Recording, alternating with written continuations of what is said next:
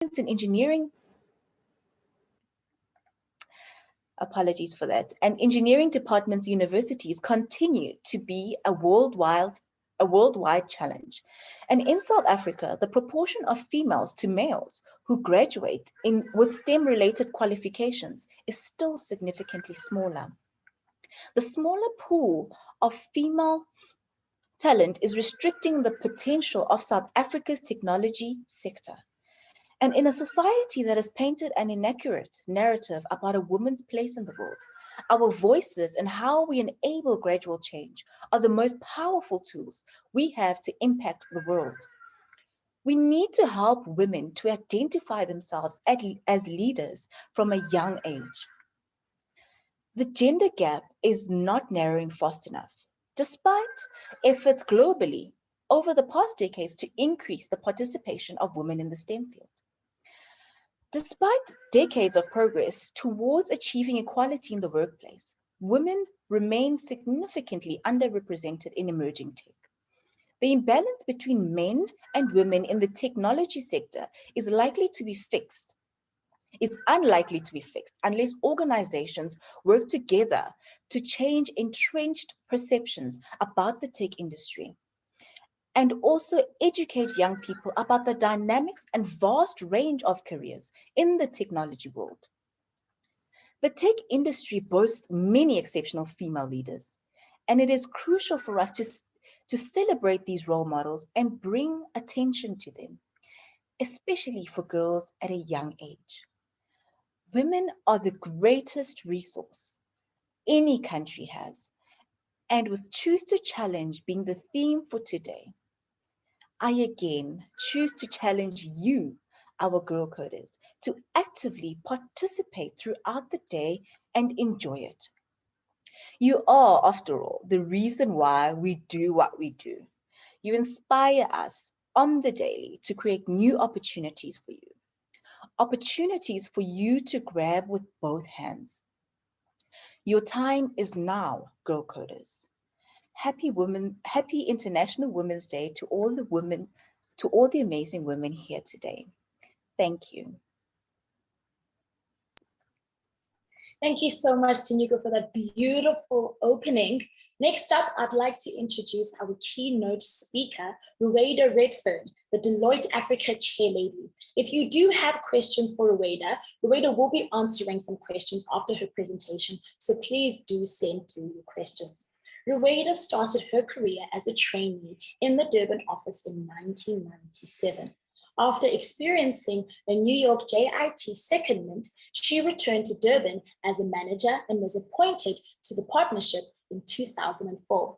She was promoted to lead the audit practice of the KZN region in 2010, serving some of the region's most prestigious clients. During this time, Ruwaida also chaired the Global Young Partners Advisory Council, reporting to the Global CEO. She was appointed to the Deloitte Southern Africa Board and Remuneration Committee in 2011.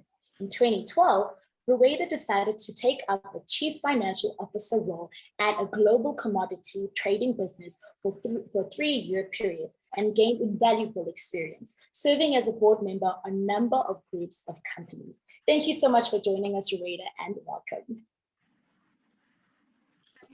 Thank you, Zena, and good morning, everyone. And from my side, happy International Women's Day. I am really excited to be here this morning, chatting to our participants, and what a beautiful day to be celebrating this wonderful day, which really highlights the contribution that women have made in all fields of life, from politics to business to education. And so really today is a wonderful opportunity, and I'm really excited that our Girl Coders can be here this morning, and for us as a firm, as Deloitte, to be working together with GirlCode to really ensure that we are creating this environment where women can succeed and where the next level or the next layer of female leaders can come from. So I've been asked a little bit this morning, or to share a little bit about my experience as I moved through the ranks of Deloitte. and some of the lessons, I guess, that I learned along the way. And as Zena said, I would be more than happy to take questions. This is all about your learning this morning. So please use the opportunity to utilize the chat box and post your questions. I'm going to try and talk for about 15 minutes or so, and then I will answer any questions that participants may have. So just allow me to start with a little bit about myself. I grew up, I suppose, at a very different time to where most of you grew up. It was, I went through schooling and through university in the late 1980s and then in the 1990s. And of course, South Africa as a country was in a very different place. I found my years at high school particularly, and then at university, probably my most uplifting years from a point of view of being self-aware and from the opportunities that I then had to challenge some of the norms and the unconscious bias that our society faced. And I'm going to touch on a few of those. But I came from I guess, a previously disadvantaged background. Both my parents did not finish school. In fact, my dad, went as far as completing his grade 5, I think it was, and my mom grade 1. So that was all the education that they had. But what they did have was a huge desire to succeed and a huge desire to ensure that their children had the opportunities that they did not have. And so they really worked very hard to make sure that they produced those opportunities for us as a family. My dad in particular always encouraged me to challenge the norm. And one of my very early memories was actually in going into high school. And I'm not sure what it is like nowadays, but certainly I think it is relevant for the tech industry. But we had to choose between doing technical drawing in high school and home economics. And generally, it wasn't much of a choice, even though I say we needed to choose it. So for example, all the females would automatically do home economics and all the males in the class would go and do technical drawing. And that's how it worked in the school that I went to. And of course, I would have none of that. So I went home and I said to my dad, Dad, I really don't want to do home economics. In fact, I'm not a great cook. I couldn't think of anything worse. I'd much rather go and do technical drawing. And he said, well, honey, if that's what you want to do, then that's what you must do. So I went back to school the next day and I told my teacher that I wanted to do technical drawing. And he said, well, girls don't do technical drawing, they do home economics. And I said, well, I know that that's how it was done in the past, but I would really want to do technical drawing going forward. And he said, no, you can't. So I went home and I told my dad that this is what the teacher had said. He then that afternoon wrote a note to the teacher and to the school principal saying, my daughter has said that she wants to do technical drawing. She does not want to do home economics. So I see no reason why you shouldn't allow her to do this. And I went with my note to school the next day, and the principal called me in and still said, you would be the only girl in the class doing technical drawing. So I said, well, that's fine. And he said, no, he's not comfortable with it. So I went home again, quite upset, and said to my dad, the principal won't allow me to do technical drawing. Anyway, the very next day, my dad was at school and he said to the school principal, my daughter is very comfortable being the only girl in the class doing technical drawing, and that is what she wants to do. Anyway, a week later, I joined the technical drawing class. And strangely enough, I wasn't the only girl, because 4 other girls also decided that they wanted to do technical drawing. And so we were a class of 30 students, 25 were male and 5 were female. And in the next 2 years, I went on to win the prize for the highest marks in technical drawing. And I guess that was my first experience of standing up for what I believed in and for breaking some of the gender norms that I felt quite passionately about, because it's something that I really wanted to do. And so I would encourage all participants to make sure that you are always challenging these norms, especially in the industry that you find yourselves in and what you are interested in doing. I then went on from high school to go to university. And again, struggled through university from a financial perspective. At that stage, there were not a lot of bursaries and scholarships being handed out to, to Black people or to females. And I had to work really hard to secure a bursary. And that meant that I had to fill in the applications, I had to go for a number of interviews, and I also had to supplement my education and my bursary by working myself. And so I ended up working in a retail store from the time I finished matric right until I finished university. And that period of time, those 4 years that I spent working in the retail stores over weekends and over university breaks was absolutely critical for me as an individual, because I think that the skills that I learned being out there, interacting with people, and those social skills, understanding consumer behavior, understanding what consumers want, and really being exposed to various different types of people from different cultures and different walks of life was absolutely critical for me and led to the development that I had during that period of my life. I thoroughly enjoyed it. It was hard work because, if you think about it, it's your Christmas break, it's your weekends, it's studying time, which I needed to, make sure that I had to get my hours in with my studying. But I wouldn't for 1 minute change anything. It really made me work hard for what I wanted.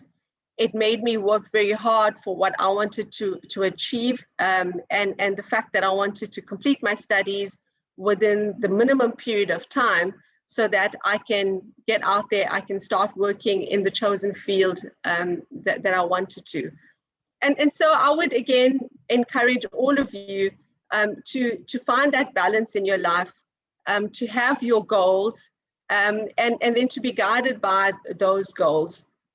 Every time I studied, and I remember at university, when I was studying at home, I would have a sort of a career ladder that I put up in the wall in front of me, and it said trainee, and next above that it said manager, and above that it said senior manager, and above that it said partner. And every time I was studying, and every time I felt a little demotivated, or every time I felt tired, I would look up at this career path and remind myself of what it was that I wanted to achieve. And therefore, the concept of beginning with the end in mind was something that I learned at an early age, and something that I still use today. So what is it that I want to achieve? What is it that motivates me? Understanding those things are so important. And that's what I always use this career path or this career ladder to remind me of as I studied. Again, I then, during my studies had applied to go to, we have to serve articles as a young trainee in order to qualify as a chartered accountant. And there was only one place that I wanted to go, and that was to Deloitte. And whenever I speak to young people and they ask me, why did I choose Deloitte? I never really have a great answer, except to say that Deloitte was the only place that I actually applied to go to. And I think I made that decision the moment I walked in at Deloitte on my first day for my interview. And I looked around the offices, and it was one of those moments where I had real goosebumps, because I could feel the energy, I could feel the passion, I could almost get a sense of what the culture is. And that was my goal. I wanted to be at Deloitte no matter what. And so I put all my eggs in one basket, and I only applied to Deloitte, and I worked very hard at making sure that I got in at Deloitte.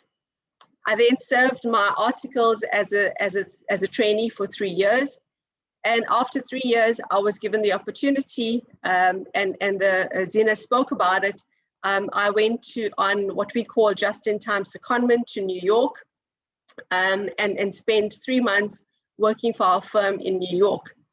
Now, let me touch on this a little bit, because you have to understand that at the age of 21, when I got on that flight from Durban to Johannesburg, and then from Johannesburg to New York, that was the first time that I had been on an aeroplane. I had never even been on an aeroplane before. I had never left Durban before. And here I was getting on this aeroplane to go not just to Johannesburg, but to go to New York, one of the craziest cities in the whole world. I remember getting on that flight, saying goodbye to my mom and my family at the airport. And at that stage, 3 months felt like a lifetime. Not being able to see my family for 3 months was something that I'd never even contemplated before, but here I was. And I remember getting on this flight, and the 55-minute flight from Durban to Johannesburg, I'm not joking, I cried the entire way because I was so distraught.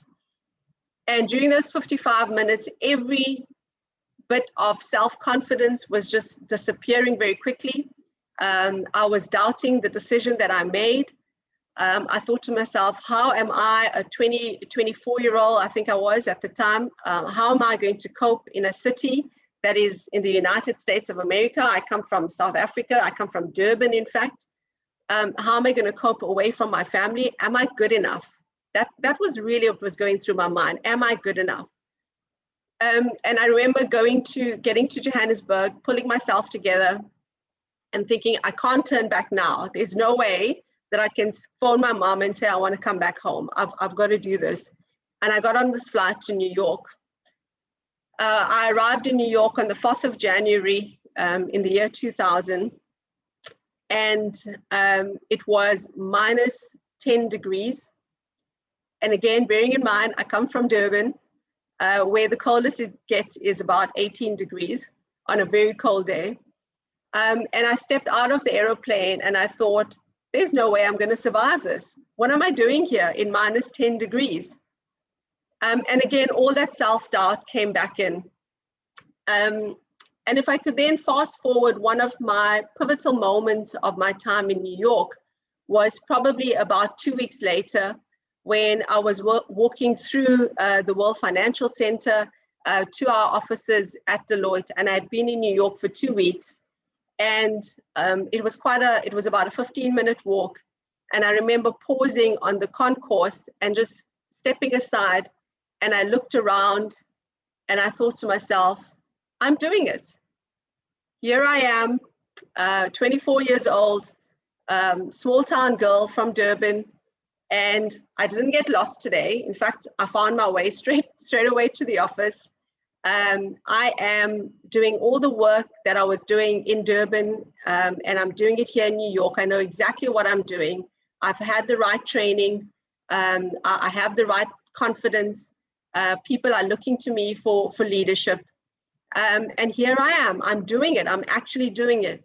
And that was a big moment for me, because I realized that all the education and all the training and all the sacrifices that I had made over the last 15 years or 18 years were really paying off. And that experience of my 3 months being on secondment in New York was, again, an absolute eye-opener for me. I had the opportunity to speak to people from different countries. I had the opportunity to get to know different cultures, to experience different food, to go out on my own in this big city. And then my confidence levels just absolutely grew during that period of time. But again, I would never have done it had I not gotten onto that second flight from Johannesburg to New York, and then suppressed all these feelings of concern and self-doubt that I had within me. I then chose to stay at Deloitte for a long period of time. And I, made the decision that I wanted to be a manager. It was part of my career plan that I had set for myself when I was still at university. And another big moment for me at Deloitte was when I came back from New York and I said I wanted to be not just a manager, but my aim was to be a partner at Deloitte. And I remember going to my business unit leader, who was a mentor of mine at the time. And I said to him, his name was Mike. And I said, Mike, my aim is to be a manager at Deloitte, a senior manager, and then to be a partner within the firm. And I said, but I don't just want to be a partner, I want to lead the audit business in KZN. And he sat back and he looked at me and he smiled, because essentially what I was saying to him was that I wanted his job. He was the audit leader for KZN. And he smiled at me and he said, well, that is fantastic. How do I help you get there? And that was the type of mentor that Mike was. And that's another piece of advice that I want to share with young women, with the participants today, is firstly, find yourself a mentor or a few mentors, coaches, whatever it is that you want to call them, but find the right people who will support you, who will put away their self-interest, someone that you can relate to, and someone who will give you that honest feedback when it is that you need it. And Mike was one of many mentors that I had, through my time at Deloitte, and I still have mentors even to this day. But it has to be someone who will give you that honest and critical feedback that you need at the time, and who will prop you up and give you that confidence, and help you suppress that self-doubt that you may feel at certain points in your life. And that is for me a critical learning and a critical part of being successful.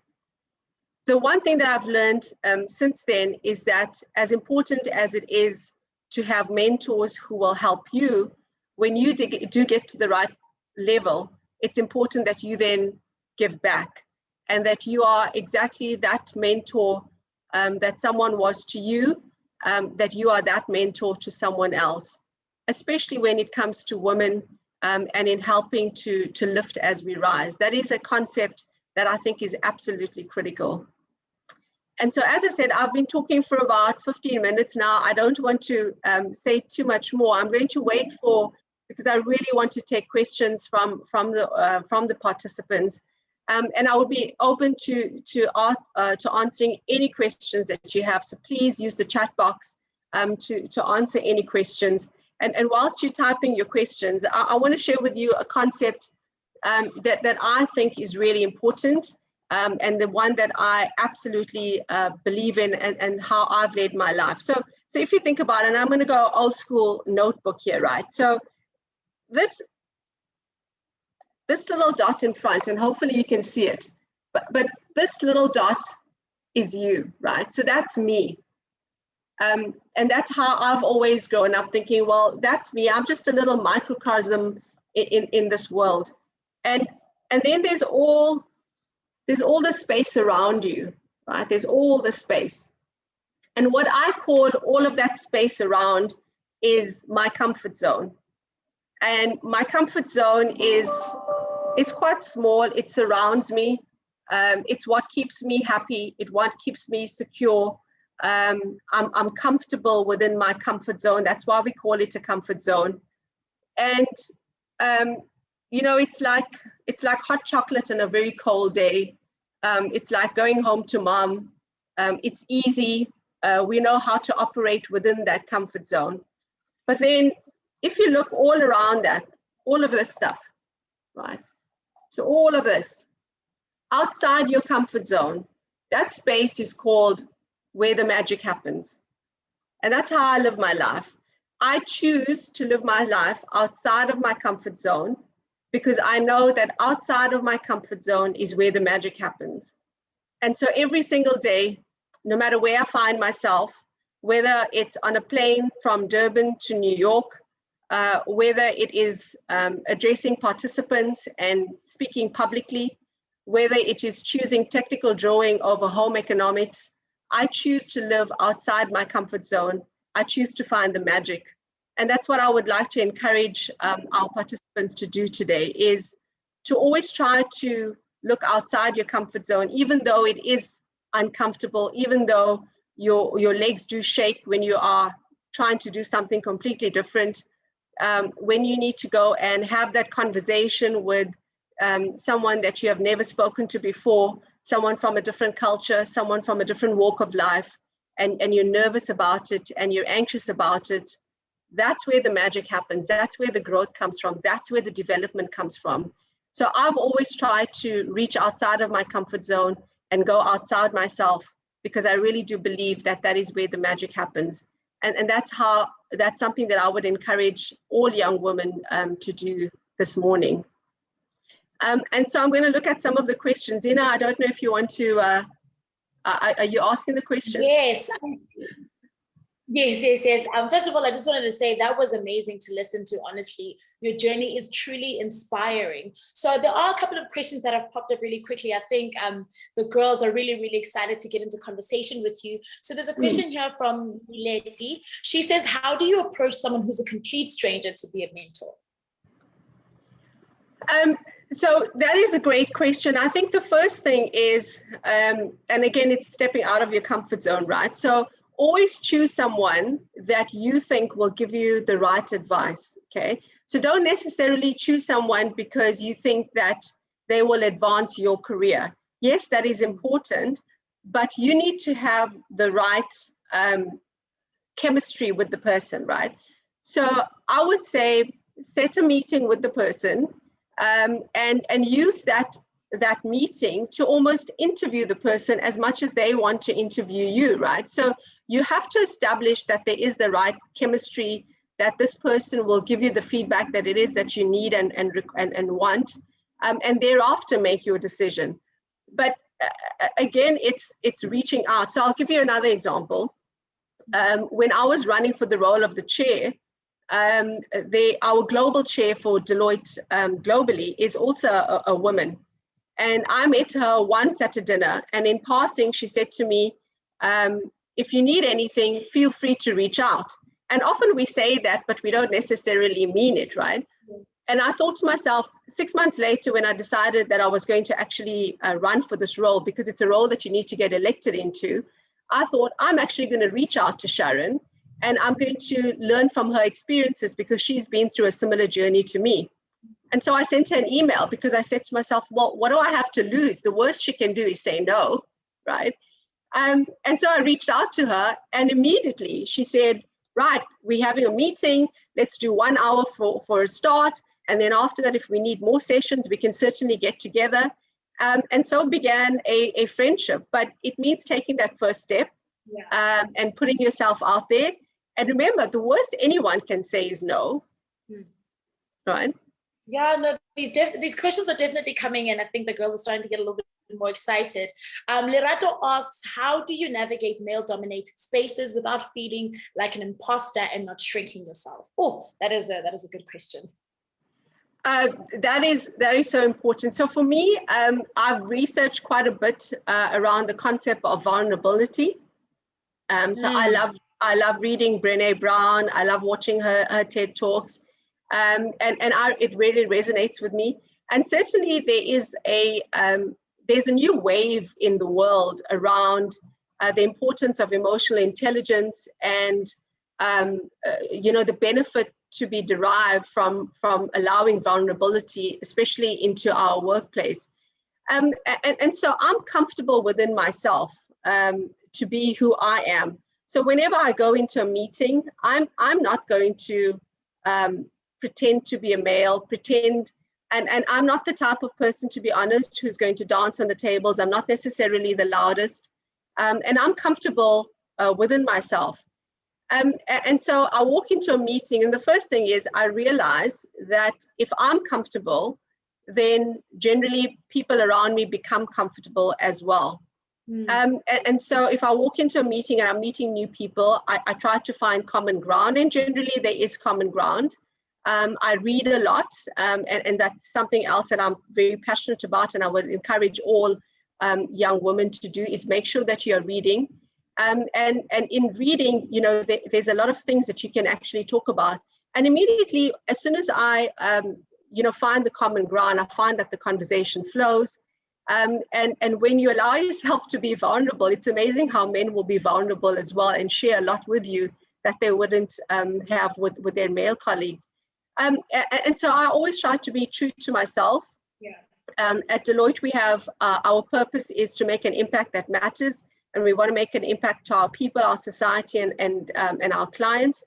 And at the end of every week, I reflect back on the week that's been, and I ask myself, have I made an impact? Have I been true to myself? Have I lived according to my values? Have I behaved according to my own value system? And that's how I try to find myself and keep myself grounded. Sure, that's incredible. There's another question here. I'm going to try and fit in about 3 questions. I know we're limited for time, but an anonymous attendee says, does Deloitte still take students abroad? And was it a specific career field that Deloitte takes students abroad? What would you advise to students from private varsities who want to work at Deloitte, since there are less women in tech, and what's your advice to them? Great. So we definitely take people abroad, and our just-in-time secondment program. So we have a number of global mobility programs. One of which is the just-in-time program, and that's a short period of time. So that's 3 months, and we so we send a number of our recently qualified trainees on the just-in-time program on an annual basis. Of course, with the global pandemic, we've had to think differently as well. And so as much as the secondment program is still in operation, we are performing our work from our countries. And what we are doing is at the end of the period, we are paying out our trainees and allowing them the opportunity with that money to go overseas and experience a life overseas when this pandemic ends. So the program continues to be very successful for us as a firm, and we will certainly do that.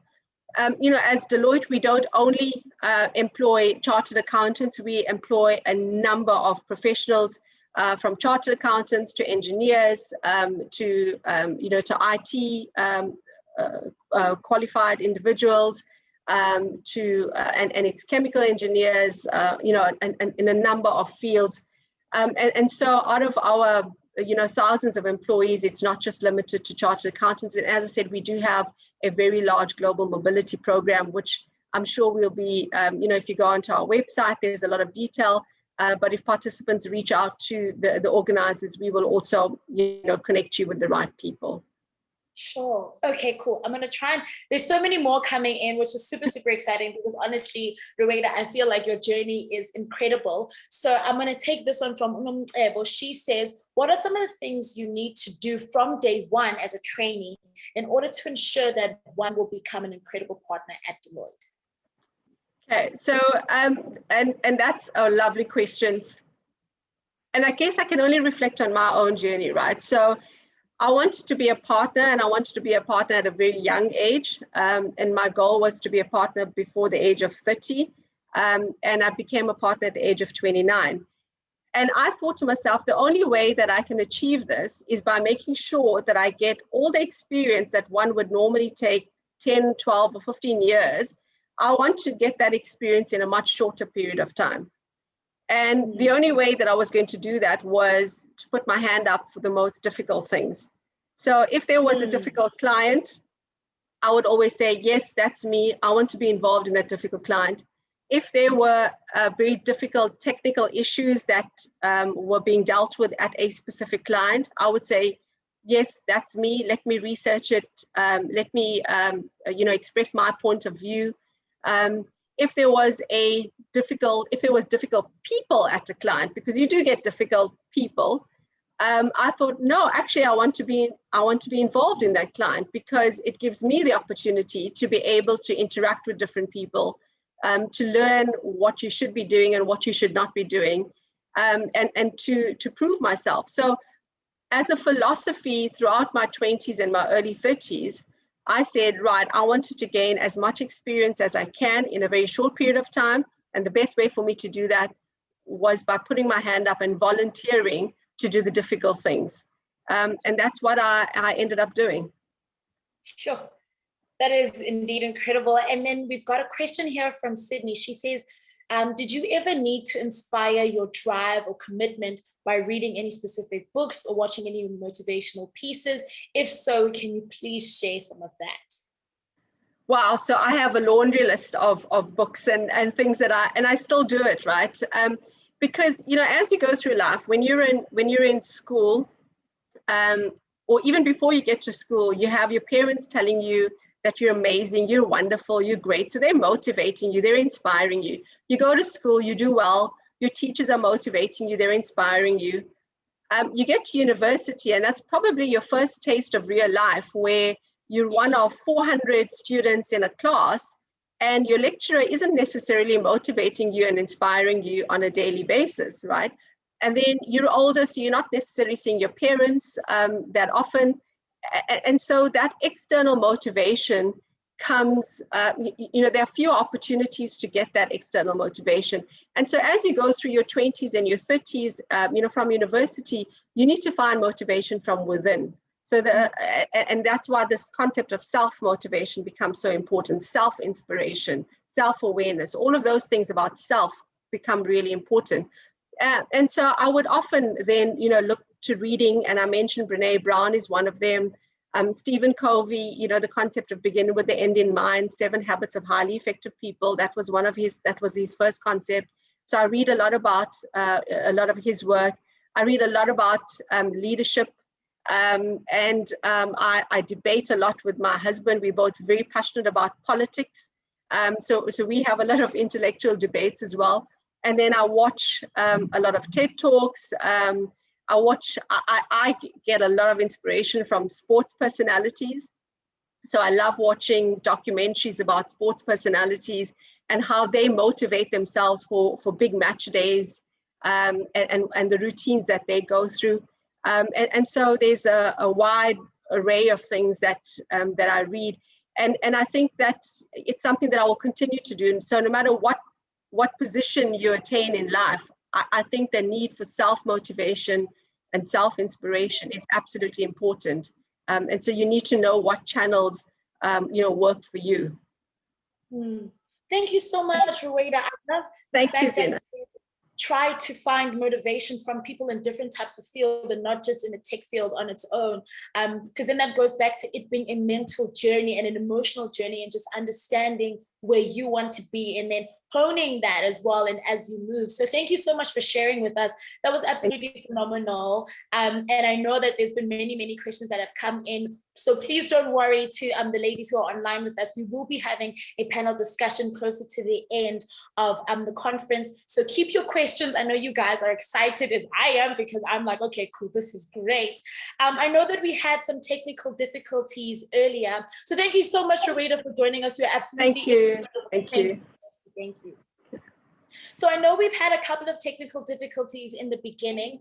So I'm just going to introduce myself quickly again and just tell you who we've had so far. My name is Zina, and I'll be your MC for today.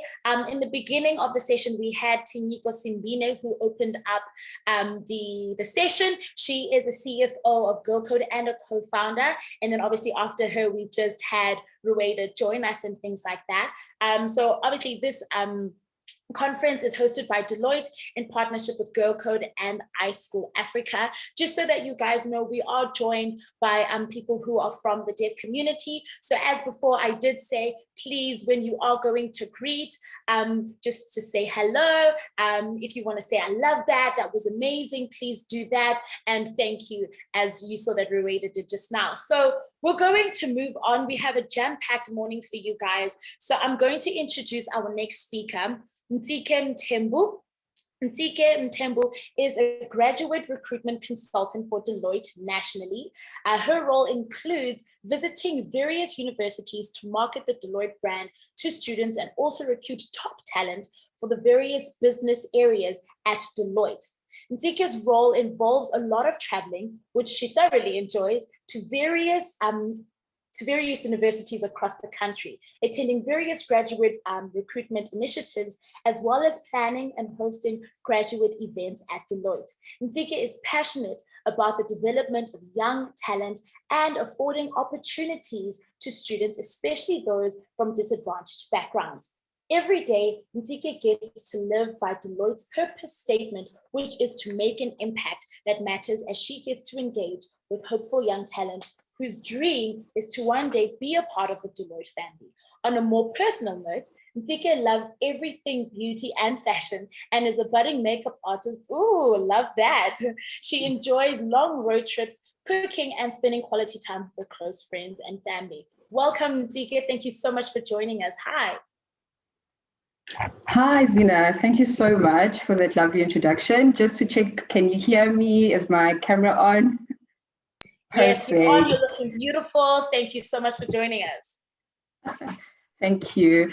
And good morning to everyone. I'm so excited to be here this morning. As Zina mentioned, my name is Ntike Mthembu. Yeah, I'm really excited to be part of this initiative, and to be honest, a little bit nervous, but yeah, it's all good.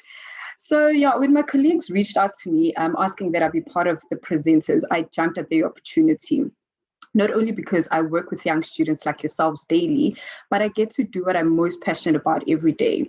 I work as a graduate recruiter at Deloitte, and as a graduate recruiter, I get to work with students from universities across the country by advising them on graduate opportunities at Deloitte. So now this takes me to the very first topic that I'll be sharing with you today, CV writing. Why is a CV important, you may ask yourself? Well, your CV is your first and maybe only direct communication with a potential employer. Presentation is key. Create a CV structure that showcases your accomplishments to a hiring manager at first glance. For this reason alone, your CV should be well thought out. It should be well designed and written so that it makes an immediate positive impact on key decision makers. When you're writing your CV, what you should have in mind is, how will I ensure that my CV stands out from the thousands of other applications that the recruiter will receive? Also, in your CV, you should include a cover letter, which is addressed to the hiring manager, and ensure that your letter is specific to the role and the organization that you're applying to. There's nothing worse than receiving a cover letter addressed to one of our competitors. Secondly, your personal details. This is very important. Make sure that you include details such as your contact number and an email address. It's also a good idea just to have an alternative number in case we cannot reach you on your principal number. This just ensures that whenever we need to contact you, should we want to proceed with your application. And the next thing is a summary of your qualifications. This is also very important, just so that we know what qualification you have and whether you are suitable for that specific role that you applied for. Include the year that you matriculated in, your undergraduate qualification, the year that you graduated, and if you're doing your postgrad or have done your postgrad, also include that, but you do not need to list all the subjects that you did, which is why we would generally ask you to attach supporting documents. And if you do have some work experience, which is not always a requirement for graduate roles, include a summary of the experience that you have, but just make sure that it is relevant to the role that you're applying for. And also something which is quite important are the skills. So make sure you include your skills, any awards, any skills, any awards that may be relevant to the role that would make you stand out for that particular role. And when you're looking at your CV, you need to ensure that it is a concise document. It is well organized. It's easy to read. There are many apps which provide free templates for you to use. Remember what I said earlier? You should always be thinking, how can I make my CV stand out from the many other applicants? Be grammatically correct. Poor spacing, spelling, or punctuation are a big no-no. Use spell check. Get a friend or family member to proofread your CV and your cover letter before you submit a job application. Also, speak to the job that you want. If you're applying for an IT role, ensure that your skills, your career aspirations speak to that role. Attach all certifications that you may have obtained that are in line with that role. So if you've done any programming, that's also very relevant. For example, if you're applying for an IT role. And another important thing is be creative. You are young. There are a lot of resources at your disposal to ensure that your CV stands out. A Microsoft Word CV is now a thing of the past. Your CV should be a representation of you as a young, ambitious, creative young lady. Take your time writing your CV. Ensure it is something that you are proud of. When you read your CV, you should be thinking to yourself, I could definitely hire myself given the chance. And then, of course, there are some things that you should not always include in your CV. Things like your marital status, the number of children, your religion, health, your pets, your favorite meals. Those are definitely conversations we can have over a cup of coffee when you join our firm.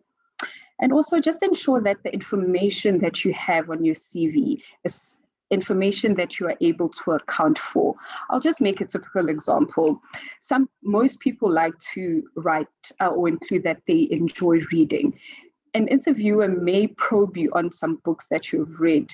It's okay, not everyone likes reading. So don't include information that you think the recruiter wants to see. Have information that you want the interviewer to know about you. So fast forward a few months or years later, depending on your year of study, you have now written your great CV, you've secured an interview and landed a graduate role at your favorite company. You are now told about work etiquette. What is that? Well, work etiquette is simply defined as basic manners in the world of business. It is how you conduct yourself in the office and around colleagues. There are, of course, many obvious work etiquette rules that align with basic human decency, such as being kind to colleagues, being considerate. However, there are a few that I would like to touch on as I prepare you for your first job. Number one, make a good first impression. People often form impressions about others within seconds of meeting them. So it's important to ensure you present yourself as a professional. Be aware of your body language and how others may perceive it. A good rule of thumb is to stand straight, maintain eye contact, and smile. Make sure you know the workplace dress code and office policies ahead of time. Secondly, the meetings. Ensure you are on time for meetings. Not only does this show respect for the person who has called the meeting, but it is also a reflection on your time management skills. Yes, things happen, we get delayed. However, you shouldn't be known as the person who is constantly keeping everyone waiting. Pay attention to whoever is speaking. You shouldn't be texting or speaking to the next person or just daydreaming. Not only is that rude, but it reflects poorly on you as an individual. And the most famous one, avoid gossip. How you treat people says a lot about you.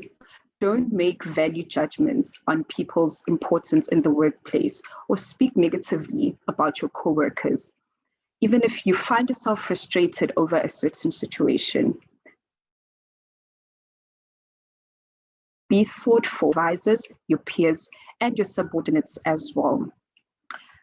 And communication. So we all know that communication is an important part of the workplace etiquette.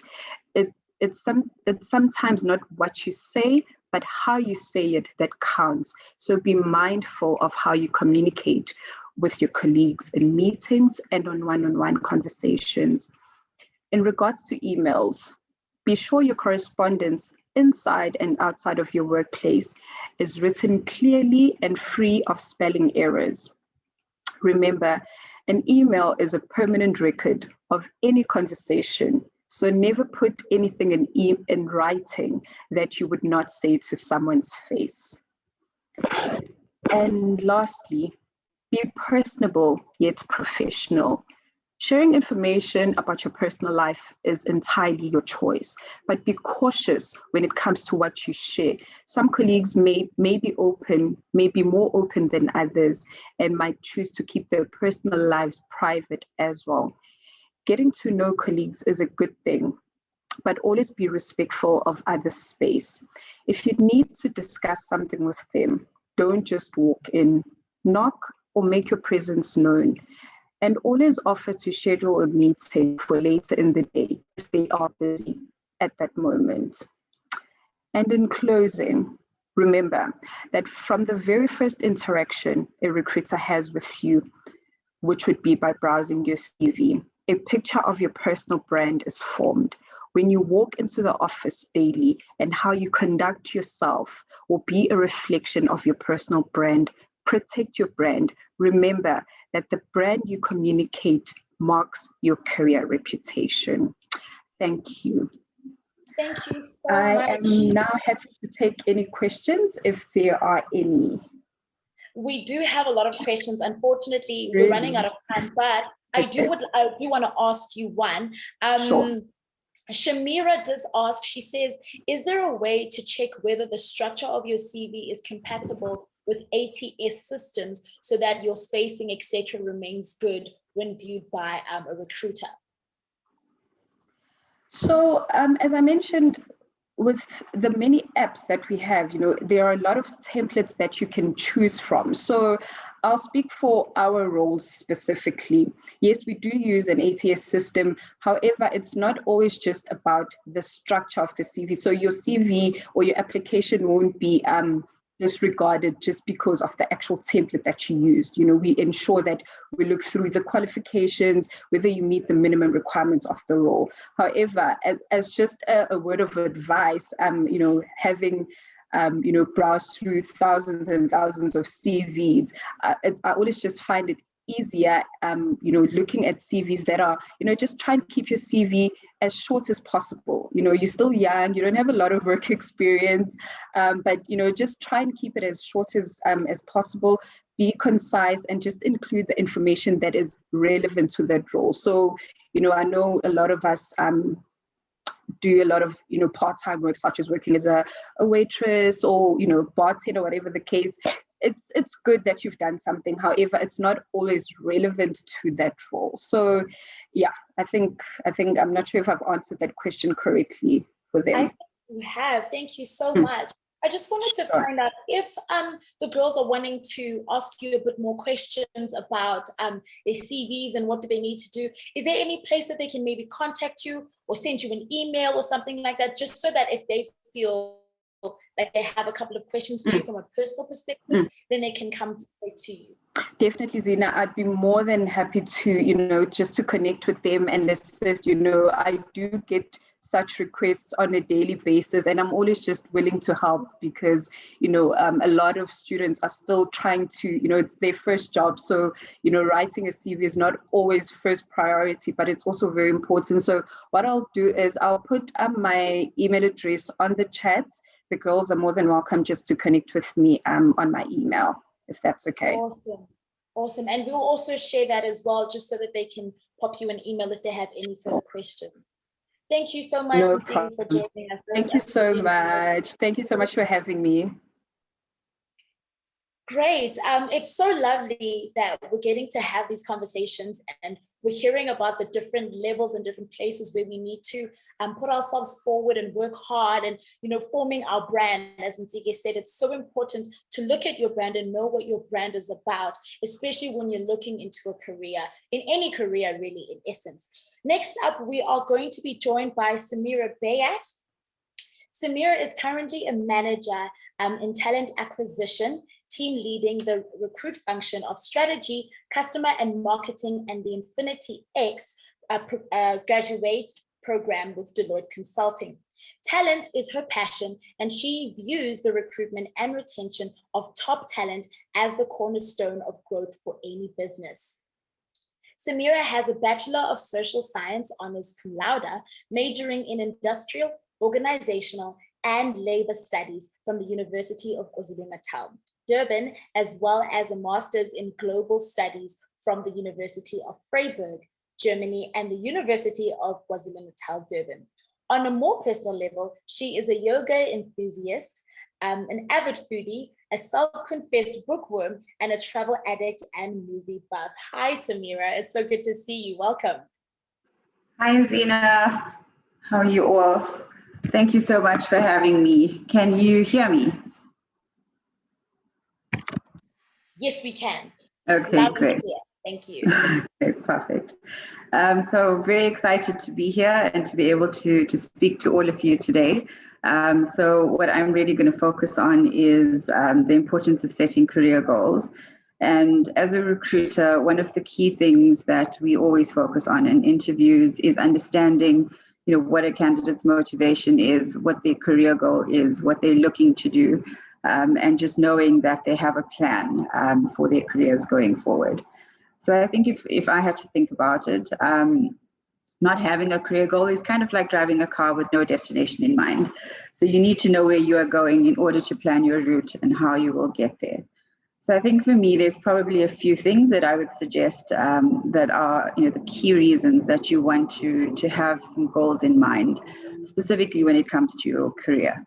I think the first thing for me is really that goals give you focus. It allows you to zero in on what's important, so you don't waste time on actions that don't serve a purpose for you and for your career going forward.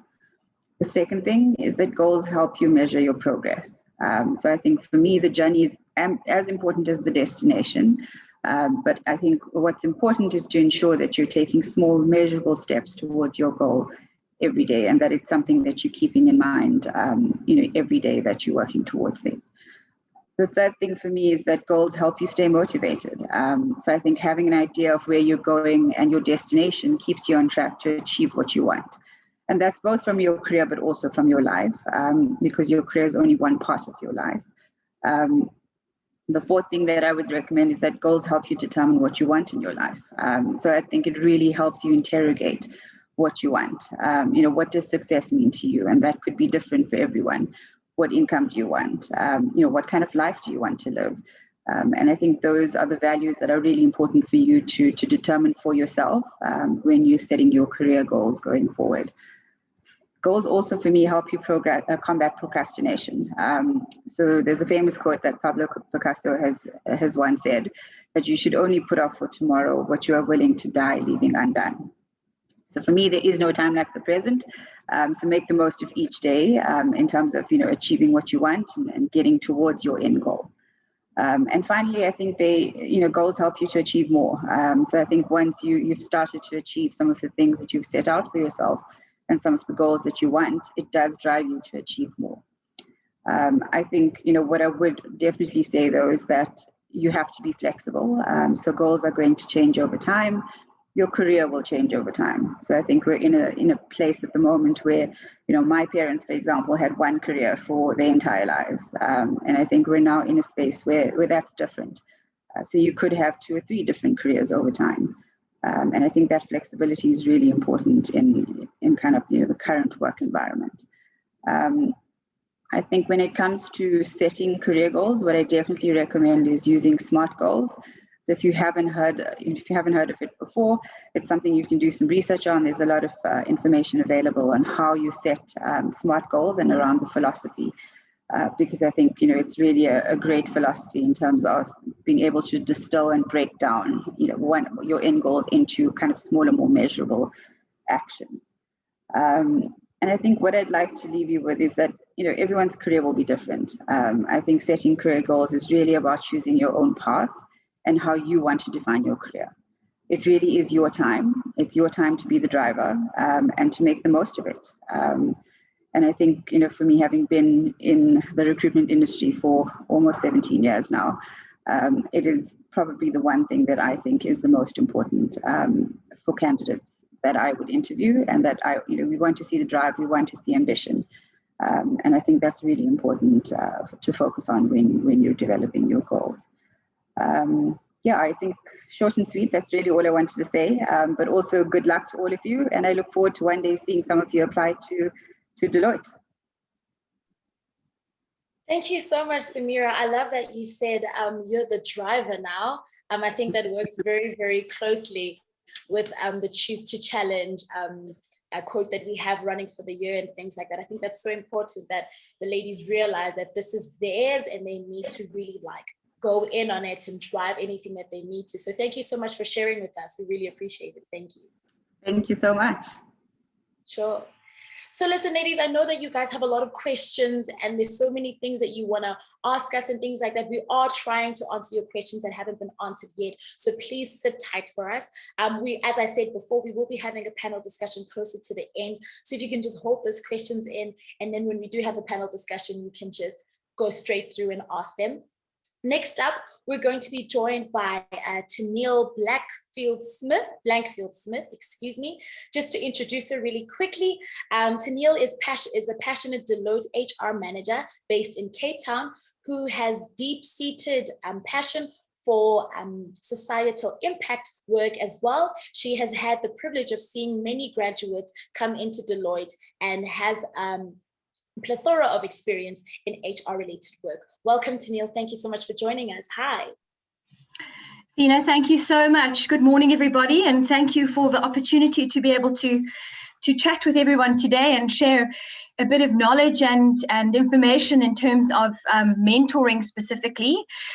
Yes, in follow-on as to what you've mentioned, I've spent over 23 years in the recruitment and the HR space and have had many, many dealings over the years with graduates across all the different frameworks, albeit with Deloitte specifically and also across various sectors.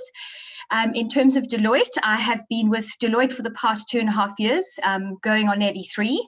I look after the talent for the Western Cape, as well as the overall management of the audit and assurance space from a national perspective as well. So we really get to delve into a lot of grad recruitment. And in terms of GirlCode and CSI, it's an absolute passion of mine. It's something that I've been involved with for a long time. So very happy to be here this morning. So as I move into mentorship and what mentorship means, I think it's important, firstly, from a Deloitte perspective, in that it's very good to understand and know that at Deloitte, this is a fundamental pillar of what we offer and what we provide and what we hold in high regard at Deloitte specifically, is mentoring and coaching. And we have this embedded in our actual performance management systems and our career development and our succession planning with each and every graduate that comes into the Deloitte framework from the beginning of their career right through to their their promotion opportunities as they grow and as they excel in their career. It's very important that we provide a mentor that works closely with them, that they coach, that they have a relationship throughout their tenureship at Deloitte. And this individual can be somebody that's either within their service line that they are associated with, or anyone within the organization that they develop an affinity with. And moving outside of the Deloitte framework and the importance of mentorship throughout your career, whether you are working with Deloitte or wherever you find yourself on your life journey, I decided this morning to take an excerpt from a book called Lean In that was written by a lady called Sheryl Sandberg. And Sheryl Sandberg is the Chief Operating Officer of Facebook. And I felt it pertinent for today's conversation because being International Women's Day, Sheryl Sandberg is an advocate of women's rights and women's empowerment across the globe from a corporate perspective as well as a personal perspective. And I'm just going to take you through 4 insights that are pertinent in the book that she developed to help females and women throughout business, throughout the globe, to actually excel and develop in their lives. It's very important when we look at a mentor, number one, that we consider consider the timing of when we get into our mentor relationship. And this is the beauty of a mentor, is that a mentor doesn't need to be at a specific time in your career or a specific time in your life. This can be anywhere along your journey.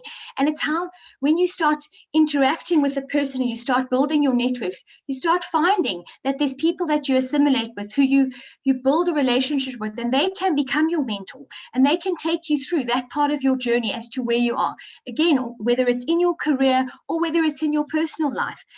It's about how you go about actually finding this individual and not asking the question, who will be my mentor, but who do I resonate with? Who do I have an open relationship with? Who do I value advice from, and who can teach me and develop me at that point in time in their career? A second insight that Sheryl Sandberg has mentioned is that it's a two-way street, your mentor and your mentee relationship. Your mentor will invest in your success. They will take time to get to know you. They will understand you in both your professional framework and also your personal framework. And that's so important, because when you're going to guide and you're going to help a person through that particular part of their pathway and particular part of their journey, it's about understanding holistically who the individual is. And as Samira mentioned earlier on, in terms of your goals and creating plans becomes a very important part of your mentorship journey as well, because you are going to be sharing on a consistent basis about where you want to go, where you want to be, how you're going to work together to achieve those step-by-step goals, to achieve your greater outcomes and objectives, be it both, again, in your professional or your personal life. The time that we take to spend time with our mentors and our mentees, we have to treat that as valuable time, because each person is taking out of their own time and their own day to impart of their own knowledge and their own advice and their own input. And this works both for the mentee and for the mentor, so that when you come together, you respect the relationship and you build a structure into your relationship so that you really can achieve the outcomes that you'd like to, in terms of which part where you are across your mentorship journey. And then also a very important point is always to understand that it's an open, trusting relationship, to embrace the feedback that you receive. On the part of a mentor, it's very important to give open and honest and transparent feedback, even when it's hard, because in life, as we know, we learn by the lessons, we learn by the hardships, we learn by those experiences that we've had. And it's so important to share those openly and honestly and provide the guidance as to how we go take this forward from what we've learned in a situation, and how we can utilize that, both again in our professional and our personal lives. And at the same token also, from your mentee, feedback is a gift. We get information on a daily basis from all different sources. And when you have an individual that's sharing their time with you and that's imparting based on their experience, it really provides invaluable advice and guidance in terms of feedback, and taking it on board and really owning it and doing and working with it and taking it forward. And the last point in terms of what Sheryl Sandberg mentions is personalizing your mentorship journey. As I mentioned, this becomes a trust and an open relationship that you share, whether it's what's going on in your work environment, what's going on in your personal environment, or if you want to potentially study something new, how do you take that forward? And it's how you actually together work to build a solid relationship that becomes something that is intangible as you go through your life journey. And building that relationship stays with you throughout your professional and your personal life. Why I like Sheryl Sandberg is because she really has that influence in terms of women and the betterment of women and females in the workplace and from a personal perspective. And recently, she has also launched a book called Lean In for Graduates, which I think is a fantastic read if you do have the time to go either online or to source her book, because it gives you so many insights as to how we as ladies and women can support ourselves. And the term lean in, to provide that togetherness and that camaraderie to go forward and be strong and excel. So I think from my side, thank you very much. That's quite a bit of information to absorb. I'm happy also to take any questions later through the chat. But Zina, thank you so much for the time. Thank you so much, Tennille. As Tennille did mention, she will be answering questions in the chat. So if you do have questions for Tennille, please do post them through the chat, and then she'll happily answer those questions for you. Thank you so much, Tennille, for joining us. Thank you for that. Thank you. All right, we'll be moving on to our next speaker, and then after our next speaker, we'll go into a short break, but obviously I'll let you know then when we do. The next speaker that we have joining us is Sedzani Neshitenze. As an advocate for youth development and philanthropy, Sedzani Neshitenze is the founder and managing director of Nzalo Careers. Sedzani's experience spans over logistics, accounts, and project management, as well as various business endeavors that have led her to Nzalo Careers. In those roles, she was responsible for sales, sponsorship acquisition, database management, business development, and managing various ad hoc projects. In addition, the role enabled her to hone her skills in stakeholder and project management, in particular projects that involved careers and educational events, while creating platforms for stakeholders to optimize their social return on investment for their brands. Due to her multitasking ability, love that, she has put together teams in various departments for the execution of various projects and the formulation of business systems and processes. Her ability to leverage off of people has seen her train and mentor interns. The passion for community and development has seen her serve in various community projects, as well as assist international students at UJ. At the heart of community development lies one of her deepest passions to improve education and create avenues for our young learners to access quality information and opportunities to become active contributors of the economy. Wow. Sedzani, welcome. Hello. I think you might be muted. There you go. Hello, how are you? I'm fine, thanks, and you? Good, thank you so much for joining us. Yes, hello, thank you. Thank you so much. Thank you. I appreciate, and hello to everyone. I'm excited to be a part of the event today. I always look forward to talking to young people. It's a passion of mine. So what I'm going to be talking about today is emotional intelligence in the workplace. It's a very, very important topic that we all need to consider, especially if we want to be successful in life. So I'm not sure if I am able to share a screen. I will just try. If not, then I will just speak from my presentation. Okay, that's fine, I think. Looks like I can, great. I'm not sure if everyone can see the presentation. I will keep it short, but I'm opening up because this is a very important topic. I'm opening up myself to be available should there be any extra questions or any other further presentation that I can do apart from this event. I'm available for that. So I'm going to start by sharing a story about a cousin of mine. A cousin of mine was very, very smart. When he passed matric, he actually got about 4 distinctions, and all the other subjects that he got, they were like 70s, nothing less than that. So he was like a candidate for almost anything that he wanted to study. And then he applied and got space at UP. So his first year, he was doing chemical engineering, and then he failed that year. And obviously it was a shock to everyone, to his mom. Everyone was like, what happened? You're very smart. And then he was like, you know what, I'm going to change my career. He changed and he did mechanical engineering. And again, he failed mechanical engineering. And it was a shock again. And his mom was very nice, I have to say, because then they gave him a 3rd chance. But unfortunately, UP could not take him. He had to leave. I think if you fail a lot, then they decide to exclude you. So he went to TUT and he decided to do mining engineering. And he failed again for the 3rd time. And that was the last that he got. And they told him he needs to go back to Limpopo. I'm originally from there.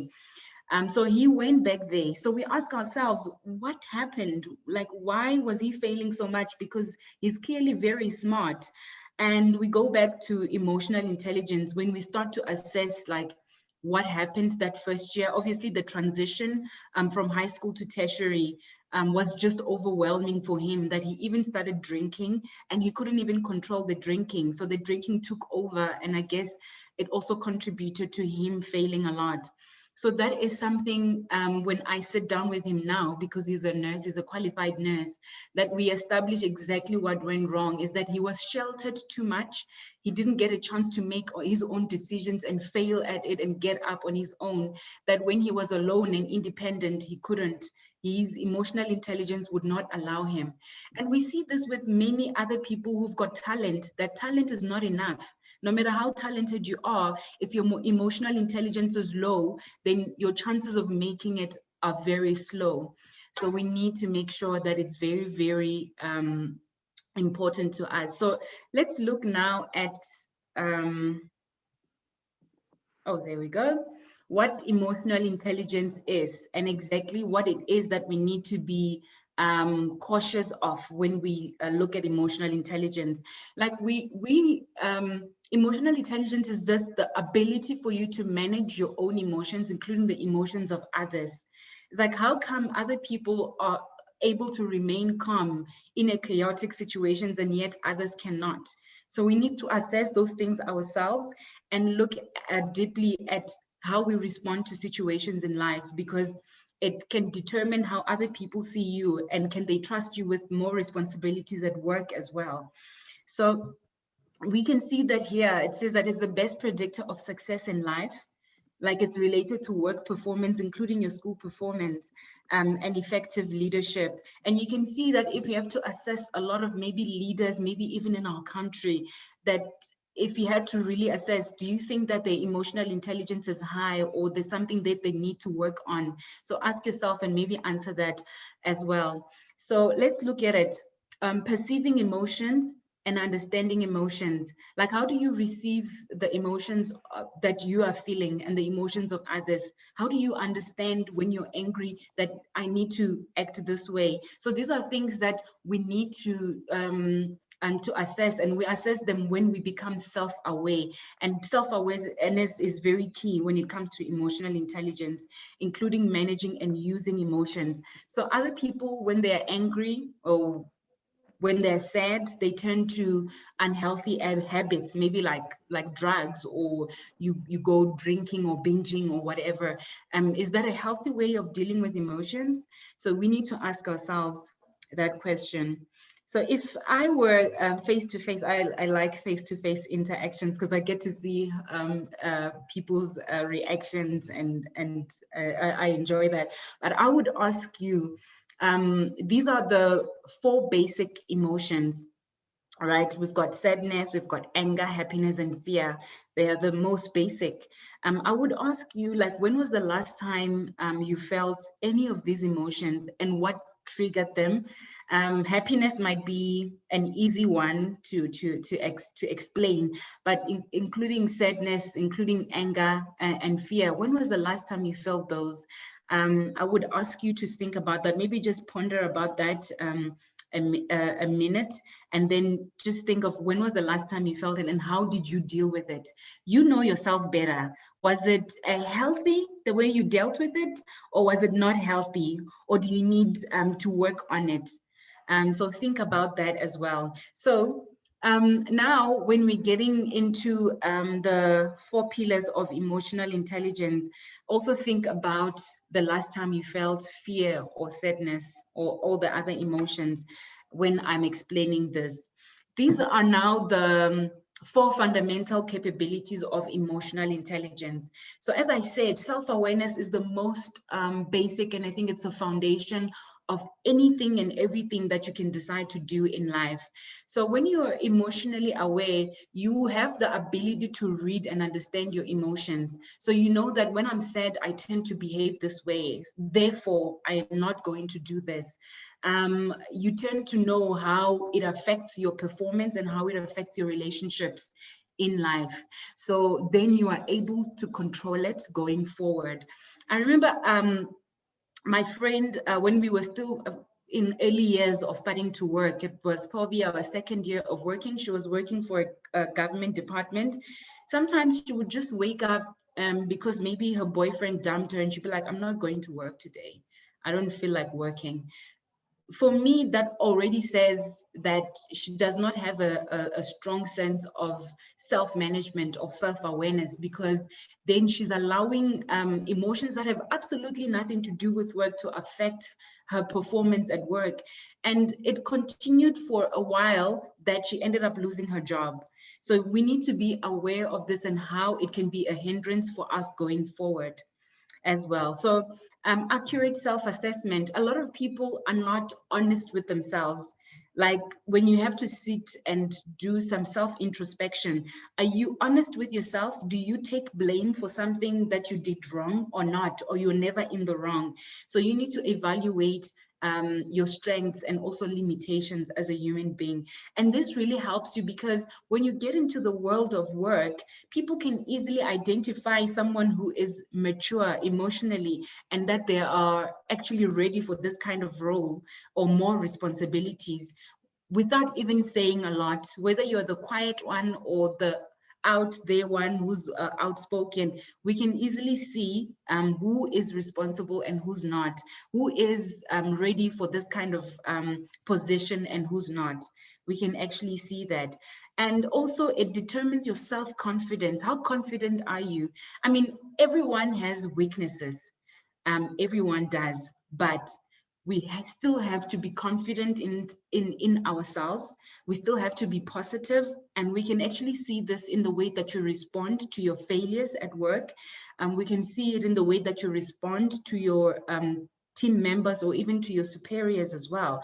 So you need to be aware of and actually work on your self-confidence. I don't think that anyone is born confident. We all have to work on it consistently. And then let's move on to self-management. Now, this is like your ability to control yourself as well, to keep disruptive emotions and impulses. I remember that when I was a lot younger, when I got mad, I would throw things around, I would break things. And then at the end of the day, I'm the one who has to pick up those things. I'm the one who has to clean up my mess, simply because I could not control myself. So you need to learn those to control yourself. Sometimes people say things that they didn't really mean to say, but simply because they could not control themselves. And that's when you end up saying something on Twitter or to your colleague, and then you find that you're being called for disciplinary action because of what you said or the way that you acted. So you need to be aware of it. If there's something that you need to work on, this is the time to start working on it. And trustworthiness is, can I trust you with a laptop, a simple thing like a laptop that you're going to receive at work, that you're going to look after it and you won't use it for something that is not allowed to be used for at work? Are you going to arrive on time and not lie and say, I was late because of a taxi all the time? Although it happens, but we need to know that we can trust you at work, and it's displayed and people can see it, that this person is trustworthy or not. Even being conscientious, as well as adaptability. So what I mean is there's change every time. Even now, we're going through change. People are working from home. Are you able to adapt and still perform at the same level or even higher than you used to when you were going to work every day? Do you still wake up on time because you are alone now? So you need to be able to adapt, because things are always changing. Can you adapt? Because if you can't, there's no way that you're going to stay long in the world of work or even make it in the world of work as well. And I say this even to my team, that you must learn to take initiative. Not every instruction is going to come from your manager or your colleague. Some things, if you see that they need action, take the initiative and work on it, simply because your work, if ever there's retrenchments going, who are they going to consider first? They'll probably consider the one who they can do without. Are you that person they can't do without because you take initiative? You know, you come up with innovative ideas without being told and babysitted all the time. So you need to also consider that, taking initiative. And then we come to social awareness. I mean, you're not alone, you are working with a team. So you need to be socially aware. We talk about important things like empathy. You know, when you sense other people's emotions and you understand and you're able to relate to your team members, regardless of the background, because in the workplace, we all come from different backgrounds. But when you work on your empathy, it gives you a higher chance of getting along with your team members, you know, and winning people over, especially if you're going to be in a position of leadership as well. And then we talk about organizational awareness, very, very key. Like if you're going to be employed by Deloitte, you need to be aware of the culture, how they do things, and then see how you can also maybe fit in and actually embrace some of the things that they do. They might not maybe resonate with you, might be something that is very foreign to you, but when you do become organizationally aware, you even start enjoying the company that you're working for, you know. So you need to also make sure that you're organizationally aware even when you get a job. And service orientation, that is, you are there to serve. If you're working, you are there to serve, you are there to perform. So you need to recognize that and also be able to meet customers' needs as well. This is very, very important as well. And then lastly, we talk about social skills. In social skills, we talk about influence, you know, like how are you influencing people that you're working with? Is it in a positive or a negative way? Are you the one who always comes with a negative attitude? You know, are you the one who always comes with a positive attitude that can even turn other people's attitudes around? Who are you? How are you influencing people as well? And also developing others. Do you hoard? I mean, we find this a lot, and I think it's also a problem in many organizations where people hoard skills and they don't share skills, they don't share information with others. So you don't want to be a part of that because you are against progress and growth in the company. Remember, if you are employed in an organization, you are there to progress the organization. And another way to progress the organization is by sharing your skills, mentoring others. And I like that they spoke about mentorship earlier on as well. And that is part of developing others because they are also developing you. So you need to also give back and develop and share your ideas and skills as well. And communication and skills, very key as well. Obviously, we are in the work environment, so we can't talk to some of our employees or even our superiors as if we are talking to our friends. Even the way we send emails, it also says a lot about you and that whether you are ready for that kind of environment or not. So these are the things that we need to be learning and teaching ourselves, how to send formal emails, how to respond in a formal way to show that we are in a work environment. And I also find that when you teach yourself this, it also helps you to refrain from saying things that can be easily offensive to other people, simply because our cultures and backgrounds are different. And then also change catalyst and conflict management. So now you want to make sure if there is something that needs to be changed, are you the one who's going to change it? Are you the one who's going to take the first step to speak to your leadership and say, I noticed this and this and this, and I think we should do it this way to make sure that we get more clients?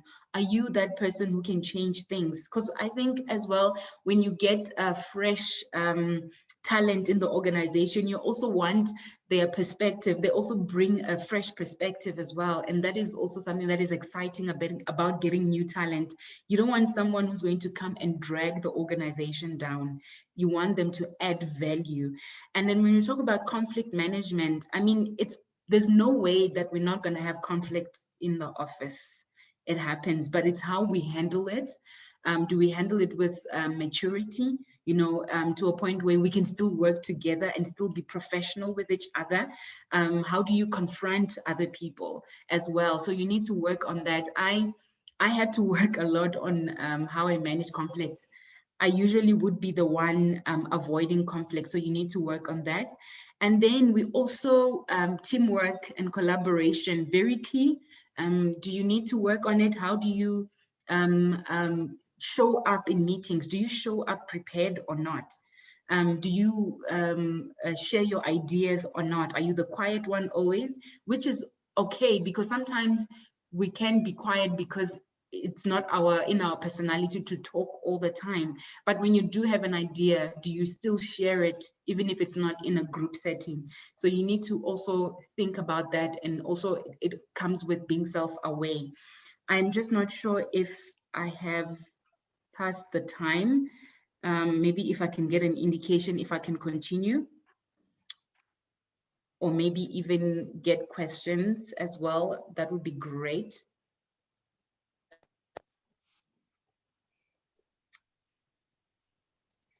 Okay, I take it I can continue, right? Yes, you still have time. Hi, Sudzani. You have about okay. 8 minutes left. Okay. Yeah, I think that's cool. Okay, great. Thank you.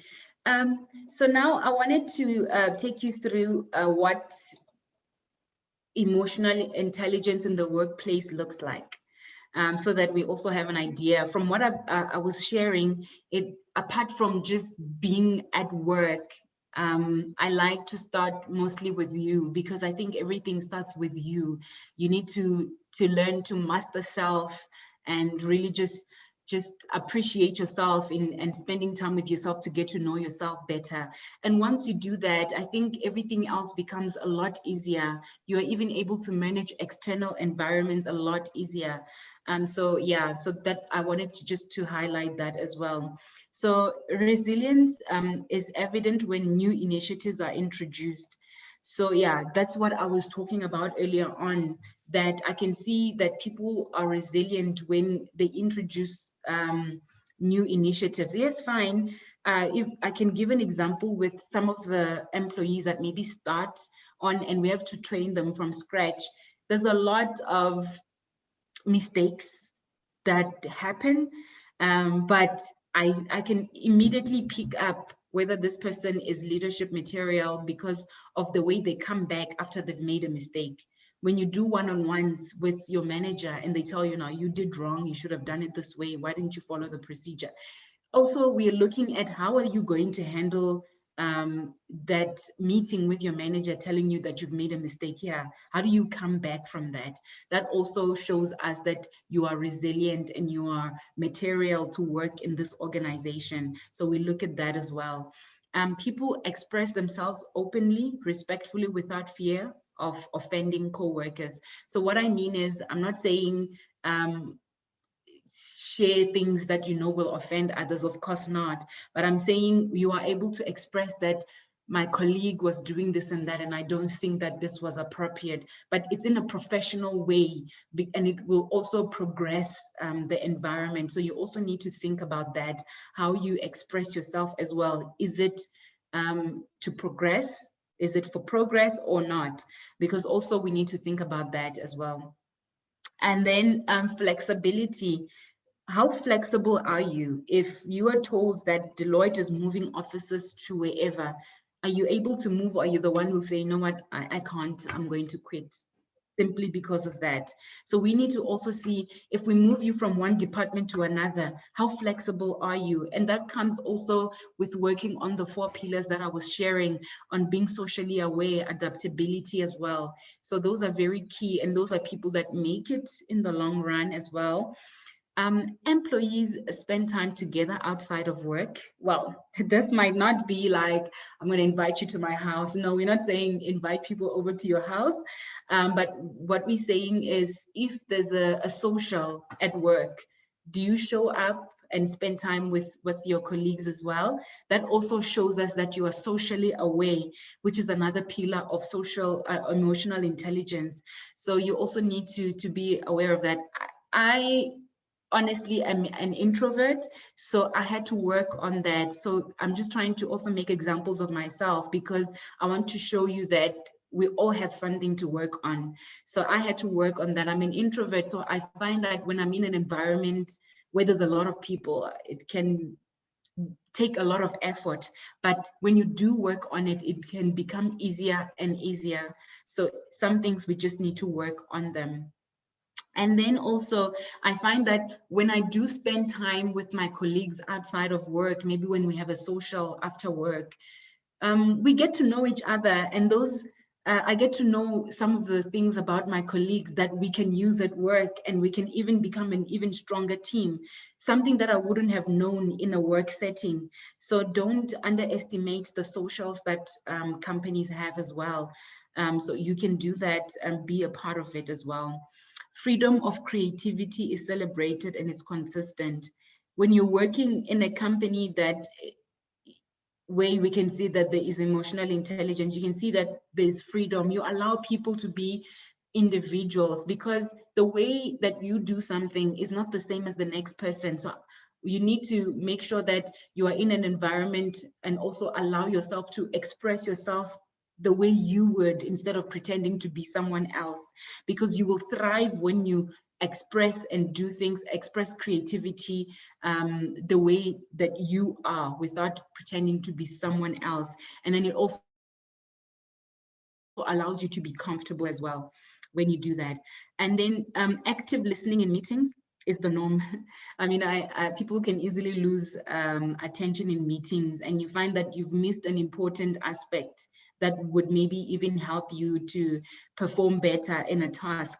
So you need to work on that. I mean, sometimes there are people who easily just lose attention when they're somewhere, because that's how their mind is. But you need to also learn to train your mind or your brain to be fully present at work, so that you easily listen to everything and get every instruction. And there's nothing wrong with saying, I don't understand something. Even in class, wherever you are, there is nothing wrong with saying, can you please repeat that for me, you know?